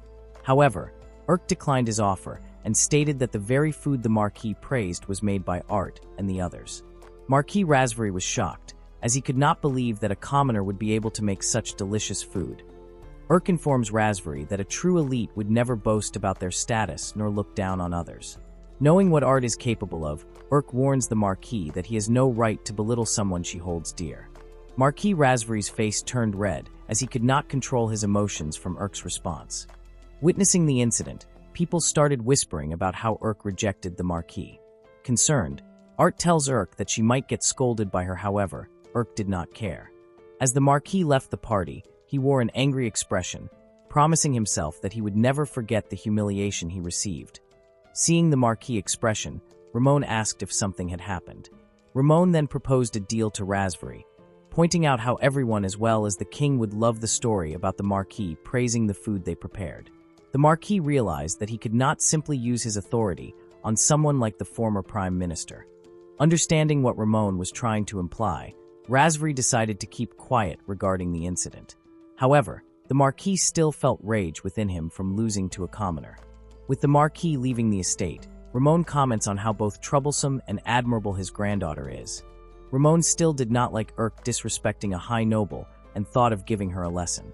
Urk is the topic of everyone at the Magic Knight Academy having her beauty praised. Embarrassed, Urk was starting to regret why she visited the academy. Not only Urk received compliments as also Art, who wore a gallant uniform, received compliments. What Urk disliked with the uniform is how short the skirt is, which she believes is a punishment from her grandfather. Before arriving at the academy, both Urk and Art were ordered by Ramon to attend the academy. Ramon pointed out to Urk that her selfishness had gone too far and thus needed to learn proper manners of a noble at the academy. Ramon informs Urk that the punishment is only a cover story, as Urk's real mission was to watch over the saint. As mysterious forests across the country are protected by magical barriers, the one that repairs those barriers are known as saints. The saint holds a key position in the country. Lately, the barriers have gotten weak, which led Ramon to believe that something had happened to the saint. Inside the academy, a woman named Cecilia accidentally bumped with a fellow student. Embarrassed, Cecilia ran away instead of apologizing. Exhausted from running, Cecilia then saw Urk and Art surrounded by other students. All of a sudden, the princess appeared and rammed her head onto Art. Cecilia was in shock, as she could feel that both Art and Urk have super extrovert vibes. That conclusion alone made Cecilia decide to avoid the Urk and Art. At the academy, both Art and Urk displayed their remarkable skills with magic and swordsmanship. When Cecilia was little, an incident called land purification happened, which led to her awakening her power as a saint. Even after a year had passed since Cecilia enrolled in the academy, she has yet to find some friends. With Cecilia's current situation, she assumed that she would end up being treated like a heretic. Cecilia's quiet lunch became loud when Fry and the others arrived. Though Fry and the others are the talk in the academy, some of the students also talked of the Forbidden Book. At the academy, the Forbidden Book is something that everyone used to containing spicy romance novels about men and women. However, the book suddenly gained popularity a year ago with the theme of all-boy romance. Hearing how the book is being praised, Cecilia could not help but pry, as she is the one who wrote the book. Cecilia had secretly fulfilled the cravings of ladies like a hero of justice, that if anyone found out Cecilia's secret, she would be charged with disrespect to royalty. Seeing Art and Fry up close, Cecilia was in shock at how beautiful the two are. When Urk notices Cecilia, she informs Art about it. A fellow student then informed Urk that the person staring at them is Cecilia from the Everyday Magic Club. Receiving attention from the popular students at the academy, Cecilia becomes embarrassed and covers her head with a cloth. Thinking that no one would ever try to be friends with her, Cecilia was surprised when Art approached her, asking if she was the saint. Art introduces himself to Cecilia and tells her how he had been looking forward to meeting her. Cecilia could not believe that someone like Art would engage in a conversation with her. Excited to know more about the Everyday Magic Club, Art asks Cecilia if she can tell him more about it. Cecilia reveals that she is the only member of the club. While Art is in awe of all the plants surrounding them, Cecilia then showed her magic tools. As for the last tool, Cecilia showed a screaming mandrake. Cecilia was surprised when Art told her that he already knew about the mandrake. Though Cecilia thought of her magic tools as useless, Art thought differently, commenting on how everything was amazing. From Art's point of view, his everyday magic has mostly been stuff only he could use. However, Cecilia's are tools that everyone can use. Intrigued, Art wanted to hear more about the magic tools. Having a pleasant conversation with Art, Cecilia thought that talking to other people would be scary, but then realized that she may be wrong. Out in the field, Cecilia asks Urk if she is sure she wants to help. Urk responded and told Cecilia that she didn't mind helping, but rather found the task more of a chore than a club activity. Cecilia explains that she has been assigned a lot thanks to the magic she developed, which is also the reason she was able to keep the club going. Since Cecilia is the only member of the club, Urk thought that Cecilia managed to run the club all by herself. However, Cecilia clarified that she had help from her screaming mandrakes. Urk asks Cecilia if she can do something about the screaming, but Cecilia tells Urk that the screaming is the best part. The mandrake screaming contest, which Cecilia participates in, became popular when a guy in a butler suit made everyone pass out and took first place. Thinking of a butler outfit, Urk immediately thought of Art. Art finds Cecilia's tools amazing, pointing out how Cecilia's mandrakes can be used in many ways despite a mandrake's aggressive nature.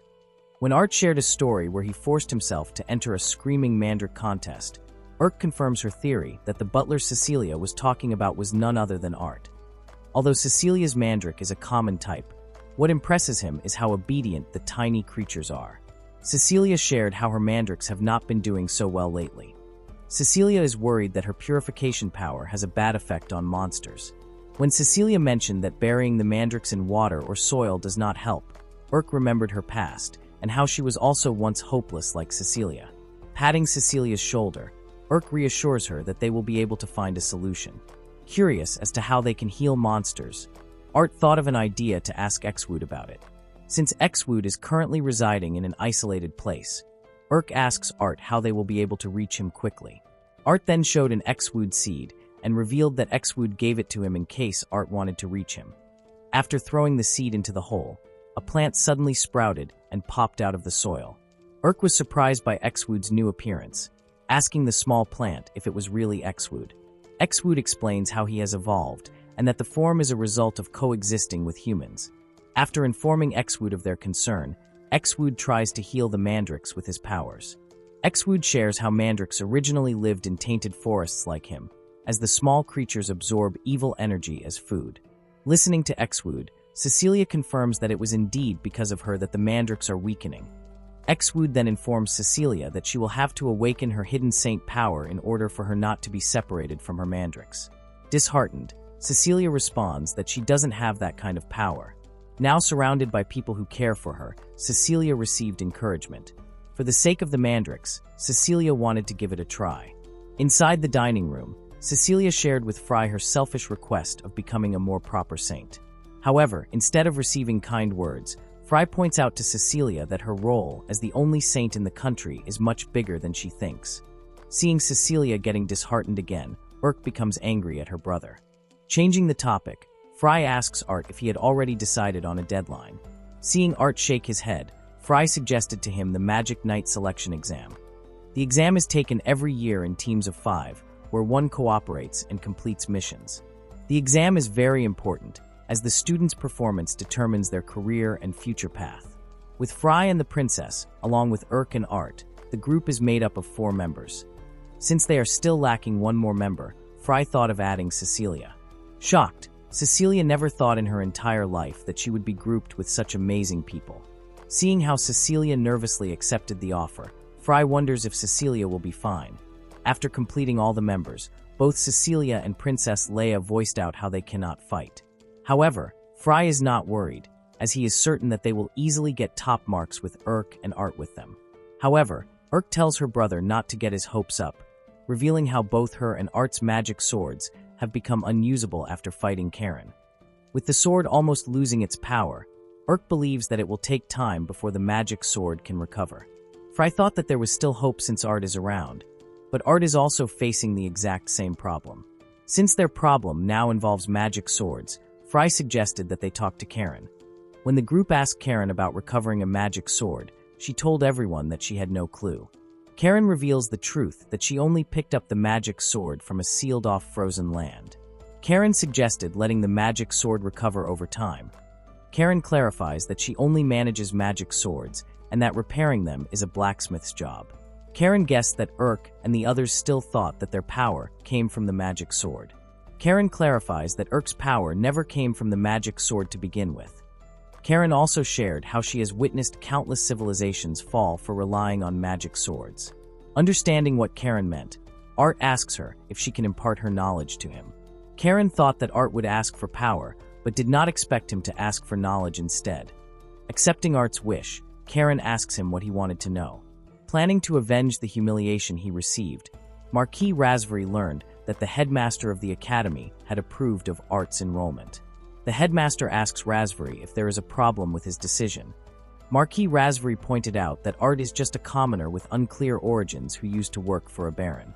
The Marquis finds it hard to believe that a commoner like Art would be able to defeat the Locust Queen. What infuriates the Marquis even more is how close Art is to a noble family and is even given a noble title. When the headmaster told the Marquis that the king himself gave the title to Art, Raspberry responded that he would have opposed the king's decision if he were present at the time. As the Marquis finds the situation a national concern, the headmaster thought that the Marquis was just exaggerating. Since the Marquis can't seem to get the headmaster on his side, he decides to threaten him by revealing the tragic fate of the place called a Smild. When the headmaster asks the Marquis if he was seriously threatening him, Raspberry turns with anger in his eyes, asking the headmaster if he looked like he was joking. The Marquis informs the headmaster that his men are just waiting outside, awaiting his instructions. However, the Marquis still respected the headmaster's noble lineage and hoped that the headmaster would understand his concern. Giving Art a commoner, hope is something the Marquis finds unforgivable, and he even called it the greatest disgrace in the history of their nation. Marquis Raspberry ordered his men to bring his artifact. The Marquis informs the headmaster that the object he brought is something only nobles are allowed to use. The item is used to secretly study and enhance the Queen Locust that Art had defeated. The Argonaut had already been tested out with soldiers. Listening to the Marquis, the headmaster asks if he is planning to use it on the students. Since many students in the academy aspire to join the military, the Marquis plans to use the artifact on those who plan to join the military. Using the upcoming exam as part of his plan, Marquis Raspberry wishes to use a noble wearing the Argonaut to kill Art and to make it look like an accident. Listening to the Marquis ramble on about how he wishes to eradicate Art, the headmaster remains silent. When the Marquis finally left, the headmaster was surprised that Ramon's predictions were correct. Meanwhile, Cecilia is receiving help from Karen in improving her saint powers. Others start to wonder if Karen's method is even safe in the first place. Karen clarifies that her methods are very dangerous, stating that if a normal person touches the vase, they would pass out in seconds, and worse, is that they could die. What impresses Karen is how Cecilia is using her saintess power to purify the monsters instead of using it to defeat them. Seeing Cecilia being hit during her training, Urk asks Art if he was really fine with what was happening. Art thought that Karen was being gentle towards Cecilia, and that he wouldn't be surprised if Karen dunked Cecilia's entire body in a poison bath. Since Karen is a known S-rank adventurer and a hero, Cecilia thought that she might be a secretly incredible saint. Art was surprised when Karen revealed that saints were once known for their strength. Karen finally understands why the country is making new weapons for national defense, seeing how troublesome the saint is. When Urk asked Karen what she was talking about, Karen shared a rumor she heard about something unpleasant. Since the conversation had nothing to do with Cecilia, Karen continued to hit her in the back. When Urk asked if there were faster ways for Cecilia to improve, Karen revealed that she never knew how to train a saint in the first place. This news shocked Cecilia so much that it broke her glasses. Karen clarified that she was only copying what the previous saint did. Since the method was starting to slow them down, Karen planned to use the pool of death next. With Cecilia all beaten and battered, Art suggested that they offer Cecilia at least a meal and a hot spring. Art learned from Exwood that there was a spring beneath the area that hadn't been dug up yet. Trying to imitate Rain's ability, Art used his magic and imagination to locate the spring beneath them. When Art discovered the spring, Karen was impressed and thought that the way Art used his magic was like trying to control nature itself. After locating the spring, the next step was to get the magic deep into the ground effectively. Using his everyday magic, laundry, plus enhancement magic, Art was able to control the spring and pull it out of the ground. With his plan working, Art then left to gather food and suggested to the others that they could enjoy the spring first. As the ladies were now relaxing, Urk couldn't help but share her admiration toward Art. While having a conversation with Cecilia, Urk started to wonder why the title of noble meant so much. Despite the responsibility that a noble holds, Urk still believes that they are all humans in the end and hopes that Cecilia would not think of commoners differently. Urk suggests to Cecilia that she talk to Art if she feels uncomfortable talking to other nobles, pointing out how Art was just a commoner who had received the title of noble. With Cecilia still unsure why she was chosen to be a saint, she felt disheartened by the responsibility she bears. But after receiving encouraging words from Urk, Cecilia felt energized and was now determined to pass the Magic Knight selection exam.